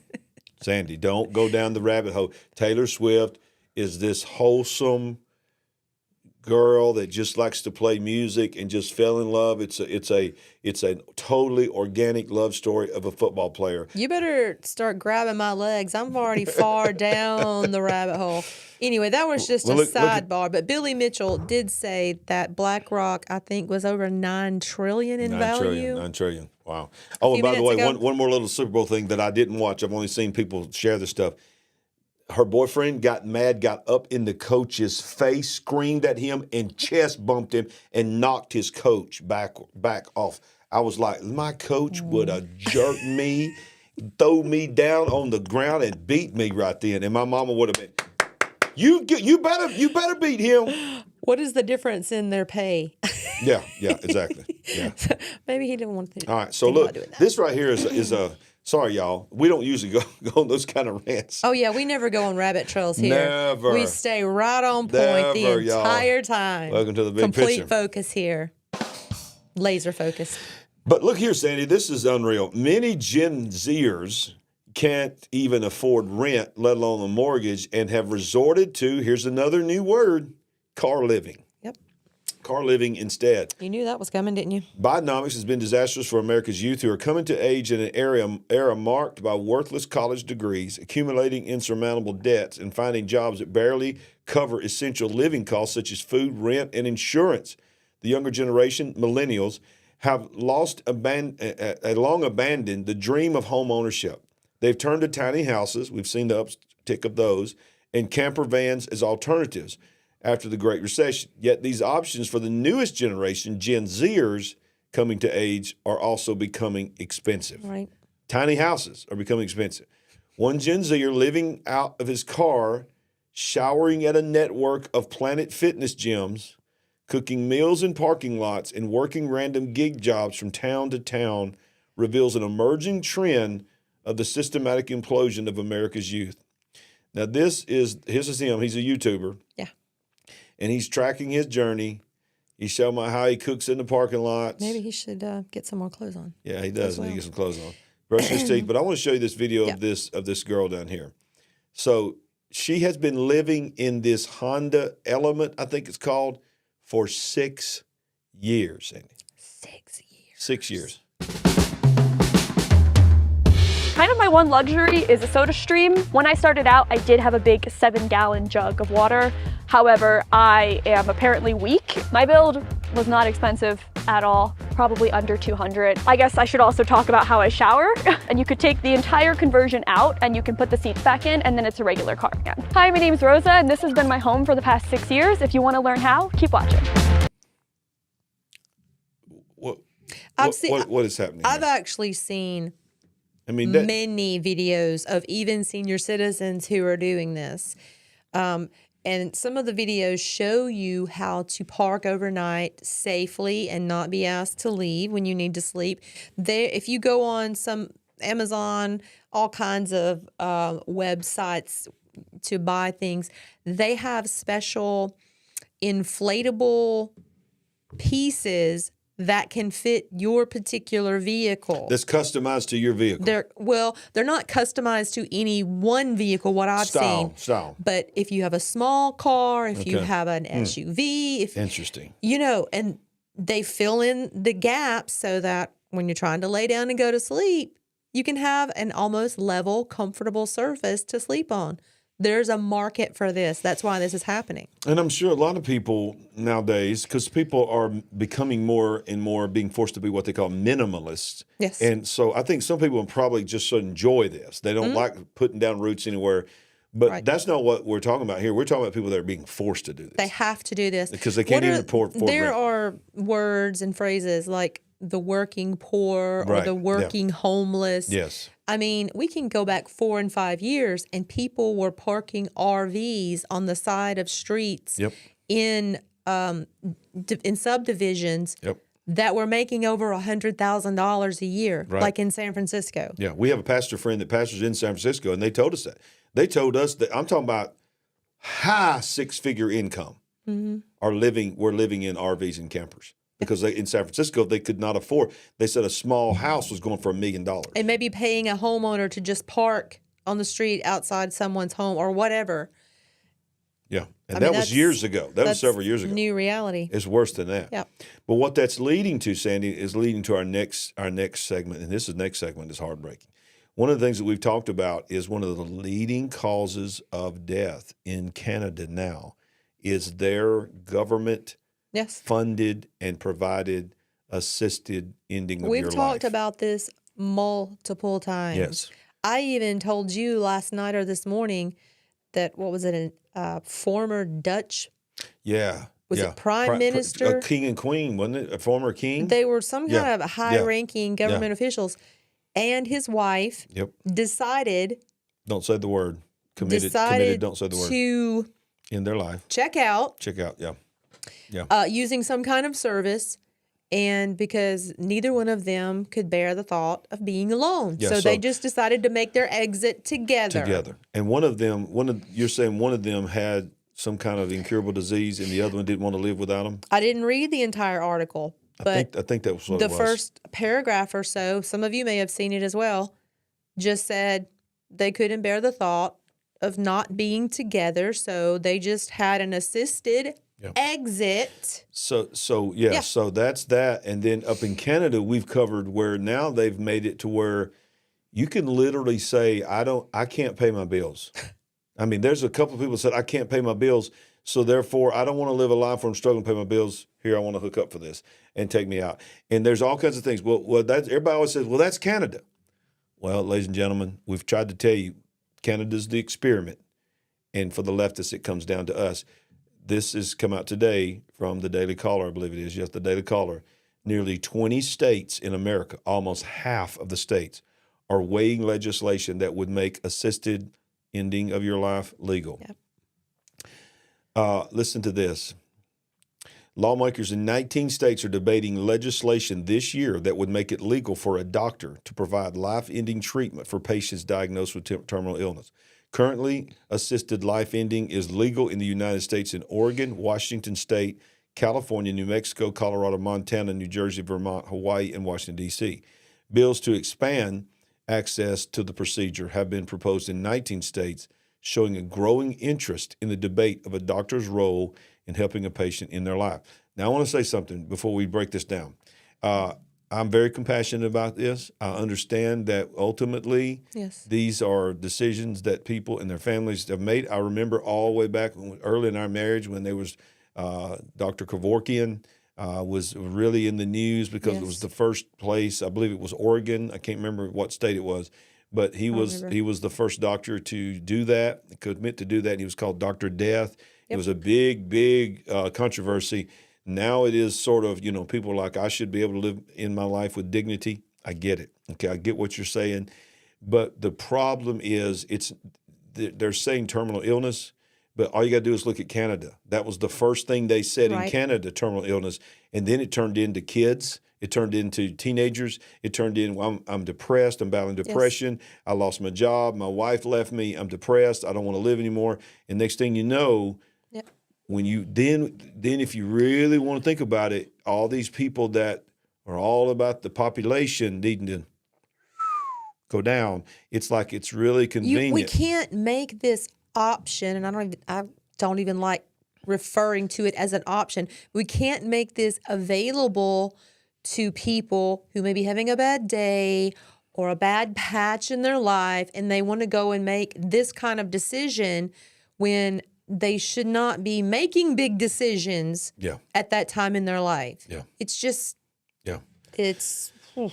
I remember, and I don't know if you had to go through this with your mom, but I remember when my mom was put in a nursing home towards the end of her life, I had to tell them what she had said with her living will and those kind of things, that she did not want to have this done and this done. These are personal family decisions. Yes. And these are decisions that are usually made in hopeless situations, in situations where the doctors are saying to you, listen, you got to understand, we've done all we can do. But the problem with these kind of laws is that's not all this is. This is being made available. And you think about the uptick of depression and anxiety that is taking over our world, especially with our younger people. I mean, we see kids that we're growing up, kids and teenagers at that age, all they cared about is playing outside and playing video games at the arcade and hanging out with their friends and going to the movies. They're having panic attacks. Yes. I mean, they don't even, anxiety. They can't even get out of their house. They're freaking out. A lot of these people because of what social media, what video games, and all this has done. But then you get when they're battling depression and they're watching these videos over and over again, and people are saying you're worthless, you're worthless, you're worthless, you're a piece of trash. Why do you keep bothering your family? Why do you keep bothering this? And then you make something or you have easy. Someone from the hospital say, this bill's really getting really big, and you don't want to be a burden to society. Right. You don't want to be a burden on the healthcare system. You have someone who's in a weakened state who might just agree with them. Exactly. Right. Well, saying that's a lot of tough to take. And yes, it is. What do I hear? Oh my goodness! Jimmy! It's Uncle Jimmy. Uncle Jimmy. Scratching out the door. Supernatural AI update. To all of our new people, they're freaking out right now. They're like, what just happened to this show? What? What just happened to this show? It's okay. He's a friend of the show. Yes. And by the way, disclaimer, full disclosure, we believe that aliens are demons, and bottom line is they all don't like the name of Jesus. We're just having fun tonight. But there are rolling out UFO stuff, Sandy. We talk about it all the time. They got an agenda. They're rolling it out. I think they do. watch my third week of the month with Stan Deo, and you'll get even more detailed stuff. Yeah. But this is not just about UFOs and aliens and supernatural stuff. This is also a lot heavy on AI, because AI is really going to be involved in all those other things. I think a lot of things that people are seeing are tied to technology. They're tied to AI technology, but they're also tied to maybe even, dare I say, ancient technology. But did I just hear you say ancient? Okay. Yep, I'm telling you, I'm going all in, baby. I'm running out of time. I've decided to go all in. I've decided. Who are you? Yeah. Hey. This is things that I say. I know it. You've impacted my life. Okay. So AI is now threatening to replace white collar workers. So for so long, it's been blue collar workers, the factory. And they're like, yeah, well, AI's great. AI's great. We ain't got to worry about the factory workers. Well, I clued in on that one when they shut my bank down. Yeah, that's right. I don't like that. We don't have our bank in our city anymore. So I had to go to another city. If they shut the next one down, we're going to be, 30 minutes, 25 minutes away? No, we're not. We're changing banks. Okay. AI now threatens to replace white-collar workers decades after automation began taking and transforming manufacturing jobs. Artificial intelligence is coming for the higher-ups in the corporate office. Nobody's safe. Nobody's safe. The list of white-collar layoffs is growing almost daily and includes job cuts at Google, Duolingo, and UPS in recent weeks. While the total number of jobs directly lost to generative AI remains low, some of these companies and others have linked cuts to new productivity-boosting technologies like machine learning and other AI applications. Upending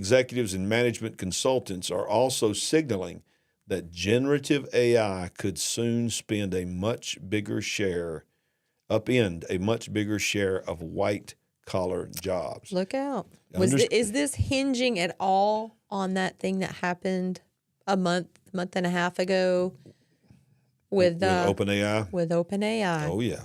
The coup. Oh, yeah. Let me tell you, I'm convinced more and more every day that generative AI was achieved. When they did, remember, we covered here on the Supernatural AI Update one night that one of those supercomputers did a math problem. Yeah. And it was an elementary math problem, something like 2 + 2 = 4. But it seems so simple to the human mind.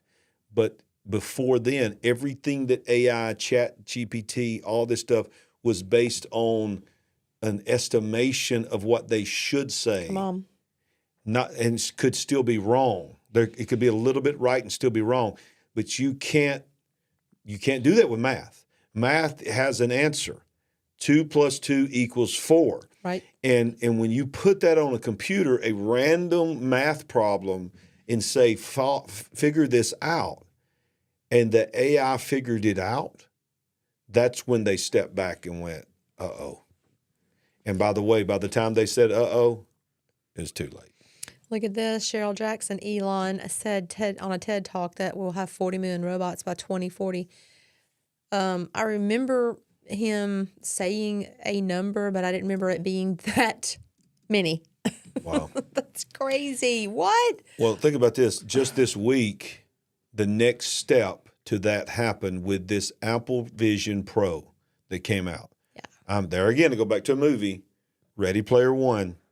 You need to go back and watch Ready Player One, the movie, and then when you watch it, look at a picture of Apple Vision Pro, and it is the exact same thing of what's happening in that movie. But look, they ain't been out but what, like 2 weeks, and look what they're already saying. This is the mainstream media saying this. The Apple Vision Pro may rewire our brains in unexpected ways. The reviews are in, and the tech press is lauding the Apple Vision Pro headset for delivering on the company's promises. It's well designed. The video and sound are startlingly precise. The Minority Report style gestural interface is futuristic, meaning you just do this with your hands. You swipe. You don't have to have nothing. You have a glove on or nothing. You're just doing this. We watched the guy last week, didn't we? He's just like, I'm watching 33 screens. 33. Look, whoop, I got to go in here and read my Twitter, and it's just like in the movies. Nobody's exactly sure what it's for or whether even the readiest player one we'll spend $3,500 on it, but hey, that's the gadgets for you. But it goes on to say, unfortunately, it could have some very weird and very messy consequences for the human brain. Researchers have found that widespread long-term immersion in VR headsets could literally change the way we perceive the world and each other. Watch this. They're talking about when they're off, not when they're on, when they're off. Right. We now have companies who are advocating that you spend many hours each day in them, says Jenny Belson, director of the Virtual Human Interaction Lab at Stanford. You've got many, many people, and they're wearing it for many, many hours, and everything magnifies at scale. So I'm not going to read the whole article, but it goes on to say, Sandy, is that when these people wear these for hours and hours and hours, and everything's so large and everything's so big. It's so nice and perfect. What's going to happen is reality is going to be such a letdown. And yes, and what it's saying is it reprograms the actual brain to process how big something is. So you're going to have perception problems? Perception problems. It's going to affect driving. It's going to affect walking. It's going to affect communication.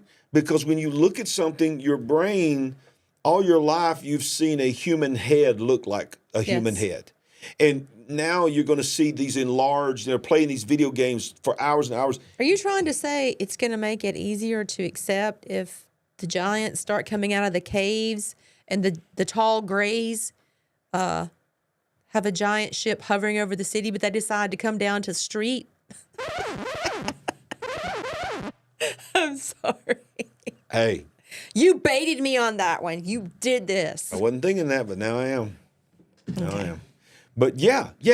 But what I'm also saying is it also is preparing you to not want to go back out in this world, to want to just go back into that world. Mm-hmm. Because this world out here's got crime. This world out here you have no control over. But you can lock your door, get in your room, get in your car, and go back into a world that you have control over. Well, I guess they better be getting ready to bring the cost way down. Oh, they are. All those VR headsets. They definitely are. Well, here, you talked about old Sam Walton and OpenAI. Guess what? And Altman, excuse me.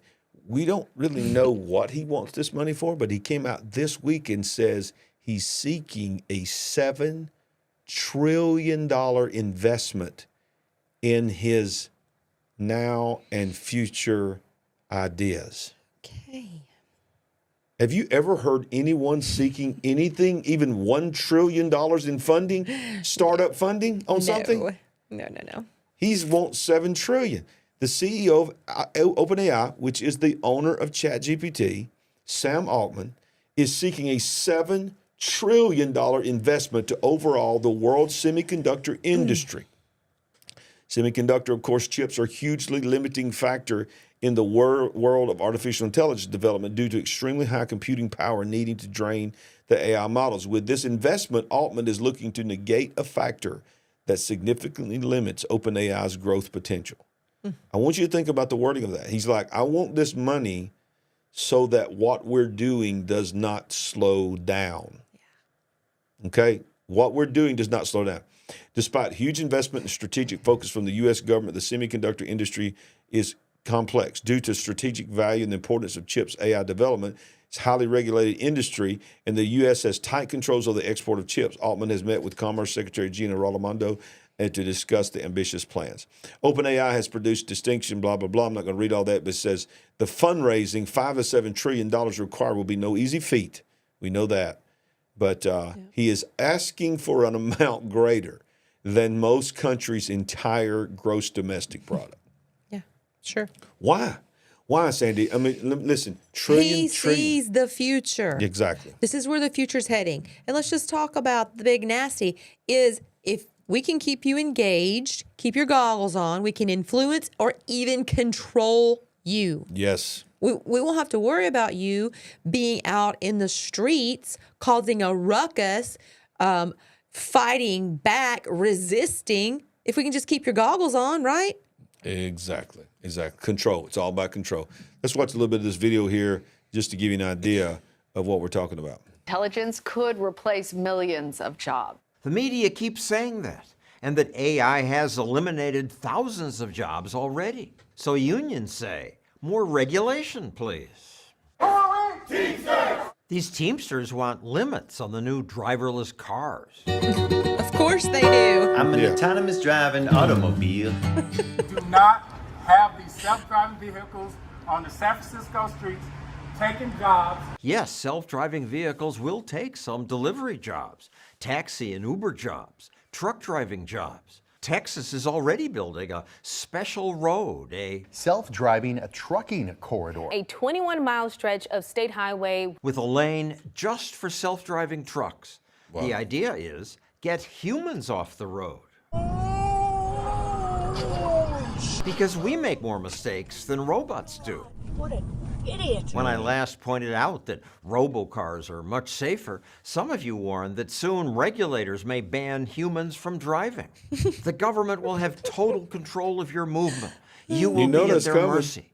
Okay, that's a threat, but because lots of you want to drive yourselves and politicians fear angry voters, I don't think government will ban human driving, but I've been wrong about government's intrusions before. Yes, and you're wrong again. That Mr. John Stossel. John Stossel. So, okay, when you showed that map, it showed Austin. Is Elon Musk not in Austin? And he's building this. He's building his whole headquarters right outside of Austin, where everybody's going to live there, and they never leave. It's a 15-minute city, right outside of Austin. And where he launches, is that not on the Texas coast as well? Mm-hmm. One of the places? One of the places, yeah. Let's go quickly. We're running out of time. So everybody stay with us because we got a big, huge announcement to make at the end. Watch this. This is. I believe we're going to start seeing more and more of these, unfortunately. Lawsuit now claims woman burned and killed by surgical robot. Right. Doctors were using a surgical robot on a Florida woman with colon cancer when the device burned her small intestine, which was followed by more procedures and ultimately her death. And now her husband has filed a lawsuit against the maker of the robot. So we now have robots, ultimately the company, but robots being sued because, just as John Stossel said, they're being promoted that robots don't make mistakes. Well, this was a robot that's been programmed to do a surgery and taken away the job of the tedious focus that has to happen from a physician, and made a mistake and burned through a laser and ultimately cost the life of this person. And of course, it's going to be a lawsuit. But, we just wasn't long ago, we covered the guy that was at the packing factory, that the robot thought he was a box and picked him up and put him into the system, and he was killed. And there's just, so it's like, you don't really have to go far to see sort of hints of Terminator already upon us. Exactly. It's here. Let's go one more, Sandy. You ready? Hit it. Hit me. Tong Tong, the world. I'm sorry. I can't even believe they named this AI child this. That's okay. Tong Tong's not as cute as this guy. Lord. What's his name? Cosmo. Da, da, da, da, da, da. Cosmo is interdimensional, big picture. He went from one to the other. We're only playing. He wants to say goodbye to everybody. Goodbye, big picture family. Goodbye. It's good What's to his see name? you Roscoe? again. What's his name? Roscoe? Cosmo. Just think Cosmo Kramer. I like Roscoe Pico Train. From Seinfeld. What? There was somebody in Seinfeld? Cosmo Kramer. Was that his name? Yes. Remember the big episode when they finally revealed his first name? His name is Cosmo. I don't remember that. I bet Nancy knows. Nancy, was Kramer's first name Cosmo on Seinfeld? We ain't worried about that right now. We ain't worried about that. We're worried about it. Tong Tong. Tong Tong. Tong Tong. Tong Tong. Is the world's first AI child. Of course. Why do we need an AI child? You got to have an AI child. Was unveiled at an exhibition. Tong Tong currently speaks in me. Why?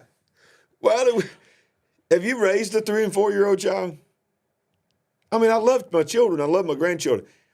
So we created a robot that behaves and talks like a 3 or 4 year old, gets set for AI tantrums. Of course. How would you like to deal with a 4-year-old that was 100 or 1,000 times smarter than you and could process everything in the room and turn it all against you? We are literally approaching the gates of hell, in case you were wondering. I researched it. I wondered if this was real. This is real. This don't seem real. The world's first AI child, developed by Chinese scientists and Chinese government, boy, I tell you, possesses the emotional development and cognitive ability of a 3 or 4-year-old human child. Of all the things that we could be doing and investing our time in. How much money did this cost to develop this? Tong Tong, which means little girl, is the name given to it by scientists at the Beijing Institute of General Artificial Intelligence, Big AI. The AI child debuted late last month at the Frontiers of General Artificial Intelligence Technology exhibition, where it engaged with visitors and demonstrated its human-like qualities. Tong Tong is limited to the digital realm, yet, even virtually constrained, it possesses emotional intelligence, a vocabulary of more than 600 words, and the ability to learn autonomously like a child. What? To learn, here's the key word, autonomously. Like that generative AI stuff? Autonomously means on your own, without being programmed. What? Tong Tong. All right, don't anybody go anywhere. I'm going to show you this one more, and then we're going to make a big announcement, and then I'm going to close with a UFO story that's pretty unreal. But this came out today in this week in the Daily Mail. Multiple U.S. military whistleblowers reveal how a disc-shaped UFO intercepted nuclear missiles and disabled them with laser beams in midair over California. Multiple ones. The U.S. military is in possession of a video of a UFO apparently when it disabled a nuclear warhead during a routine test. They claim the video in question captured a saucer-shaped craft circling the unarmed dummy warhead shortly after it detached from the Atlas missile booster, then shooting 4 beams of light at the warhead and disabled it. Retired U.S. Air Force officers Lieutenant Bob Jacobs and Major Florenza Mansman claimed to have viewed the recording of the 1964 encounter before the tape went missing. Wow. Sort of like they erased the moon tapes. The former officials were part of a team responsible for capturing video of missile test launches in California with telescopic photography and videography equipment. 2 days later, after they screened the video, they claimed the 2 plainclothes CIA agents confiscated the footage and swore them to secrecy. I'll bet they did. Exactly. The incredible account is part of a pattern that some UFO experts have identified where UFOs seem to interfere with nuclear weapons. Yeah. This is the guy that's one of the ones that says he saw that. So we hear that a lot. What's your thought on that? This is not the only time that happened. No. What is that place in, Montana? The same thing happened over the facility. Yeah. So this is just an instance where this man is saying he was there. Yeah, right. Saw the video. 1964. Yeah. 1964. The other one was, I think, in the 60s as well. All right, so we got one more thing that we're going to show you that is tied into the Super Bowl, but it's also tied to UFOs and the disclosure that is about to really start heating up in this year and the years to come. But before we do that, Sandy, I want us to go back here real quick to our website, and I want to show you something. And this is what we want to make an announcement on. So LarryRagland.com or LarryRagland.tv is going to take you to the same place, and you'll see when you go there that you got archives of the last 6 shows, and then, of course, you can go to any of them beyond that. You can become a partner with our ministry, which many of you have done that. Either mail it to us at the P.O. Box that's there. It's also down in the description. You can do a one-time gift. You can become a monthly partner. We're contributors to the Epoch Times. If you ever go there to get your news, I have a couple of things there that's been submitted. But then you can get down here to our TV show. And many of you that's been with us for a while, the new folks may not realize this. We have a TV show. We did 13 episodes. God really blessed it. And you can go to the thebigpicturetvshow.com, and it will take you directly to all of them if you'd like to watch all 13 episodes that we did in season 1. Now, what we want to share with you is this. We want to be a good steward with God's money. Yes. And television ministry is very expensive. And when we first told you about it, we was very transparent, told you it was going to be $33,000, something like that, wasn't it? It was $33,000? 23. 23,000, right? Is that right? Yeah, 10. So. That's right, 23,000. And we just said, look, this is what it's going to take.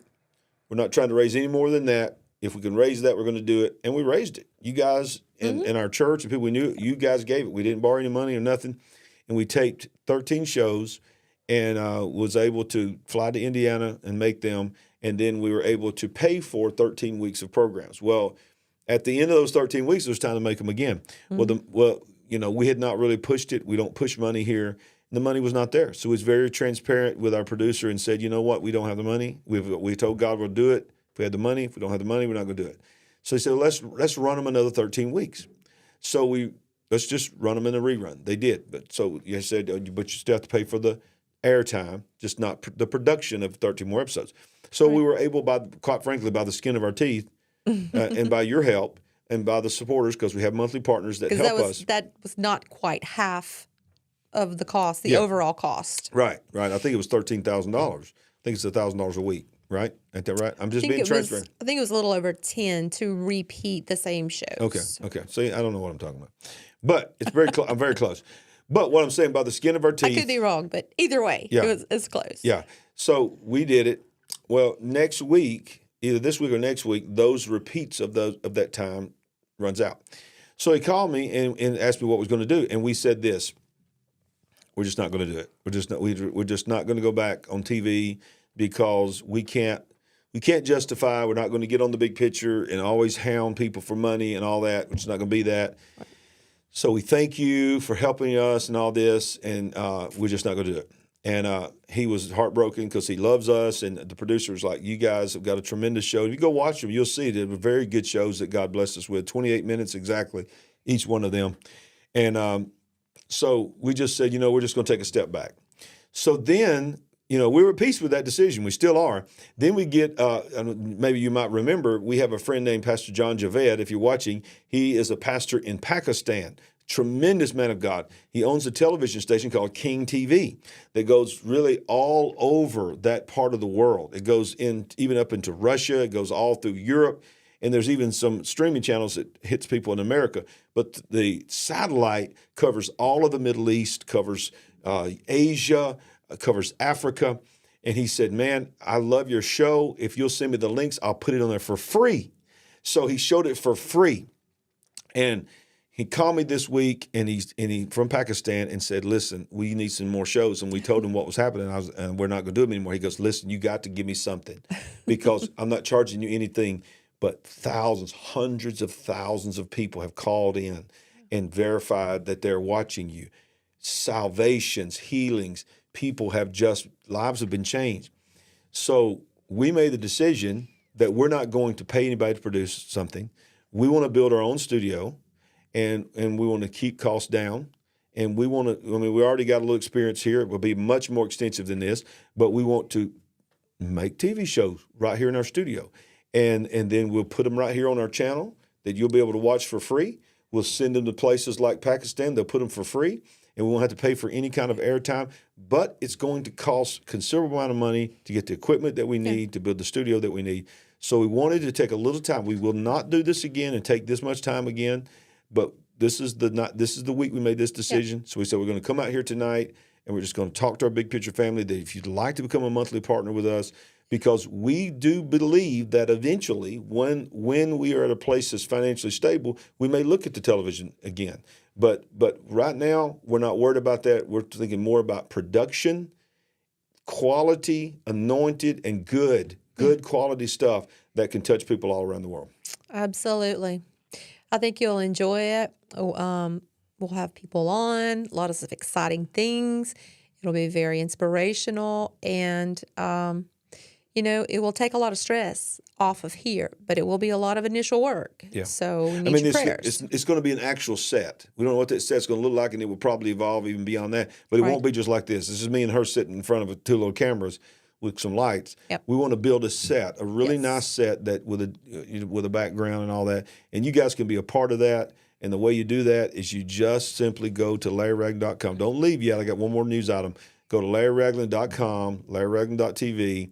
And just, if you hadn't watched any of our TV shows, watch them, and you'll see what we're talking about. It's different, totally different than the big picture. Yeah. It's reaching a totally different audience. But when you go to Partner with Us, when you click on Partner with Us, or even go to Larry Ragland TV, if you just want to go to Partner with Us directly, it will take you there, and it will show you that we have 4 different preset partnerships that you can join if you'd like, or you can give any kind of amount that you'd like. And, of course, you can always become a monthly partner through the mail with us.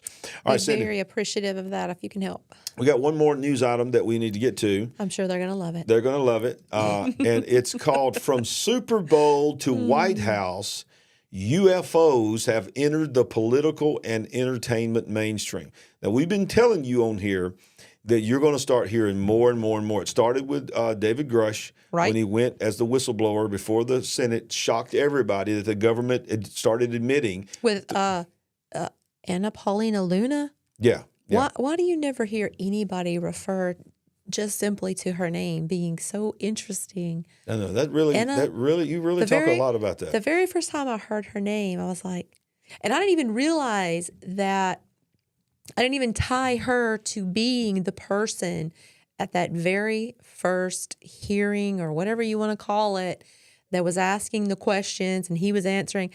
When I saw that for the first time, I was like, these guys act like they've rehearsed this. They seem very comfortable and familiar with each other. Yeah. Then I find out her name is Anna Paulina Luna. So if anybody has any inside information on that, please pass that along. I'm just dying to know. Okay. All right. So we see the NFL and a UFO with an NFL on it. So, of course, and there's the statue. And you'll see why in just a minute. It says unidentified anomalous phenomenon, or UAPs, which I think is ridiculous. Let's call them UFOs. They're real in mainstream, they're saying. Martin Scorsese's latest Super Bowl ad for Squarespace. Martin Scorsese has produced a Super Bowl Squarespace, which is basically a website builder, masterfully interweaves iconic pop culture references with the flying saucers and little green men, with genuine testimony from senior intelligence officials and footage of unexplainable objects documented by highly trained military. So let's watch. This was a Super Bowl commercial that, this was sent to me by a brother, a friend of ours, and said, hey, did you see this Super Bowl commercial for the website last night? And I had not seen it. So Paul Jenkins, thank you. Shout out to Paul Jenkins. So let's watch this.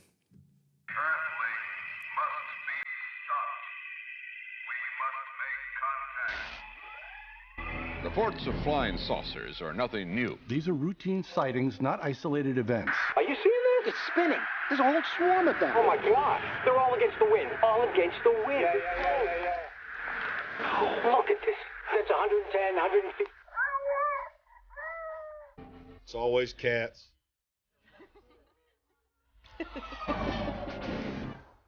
There was an historic hearing today on Capitol Hill and an unprecedented bipartisan push for UFO transparency. とにかくまず今日は玉川についてクリエイティブでビューティフルなコラボレーションをしています。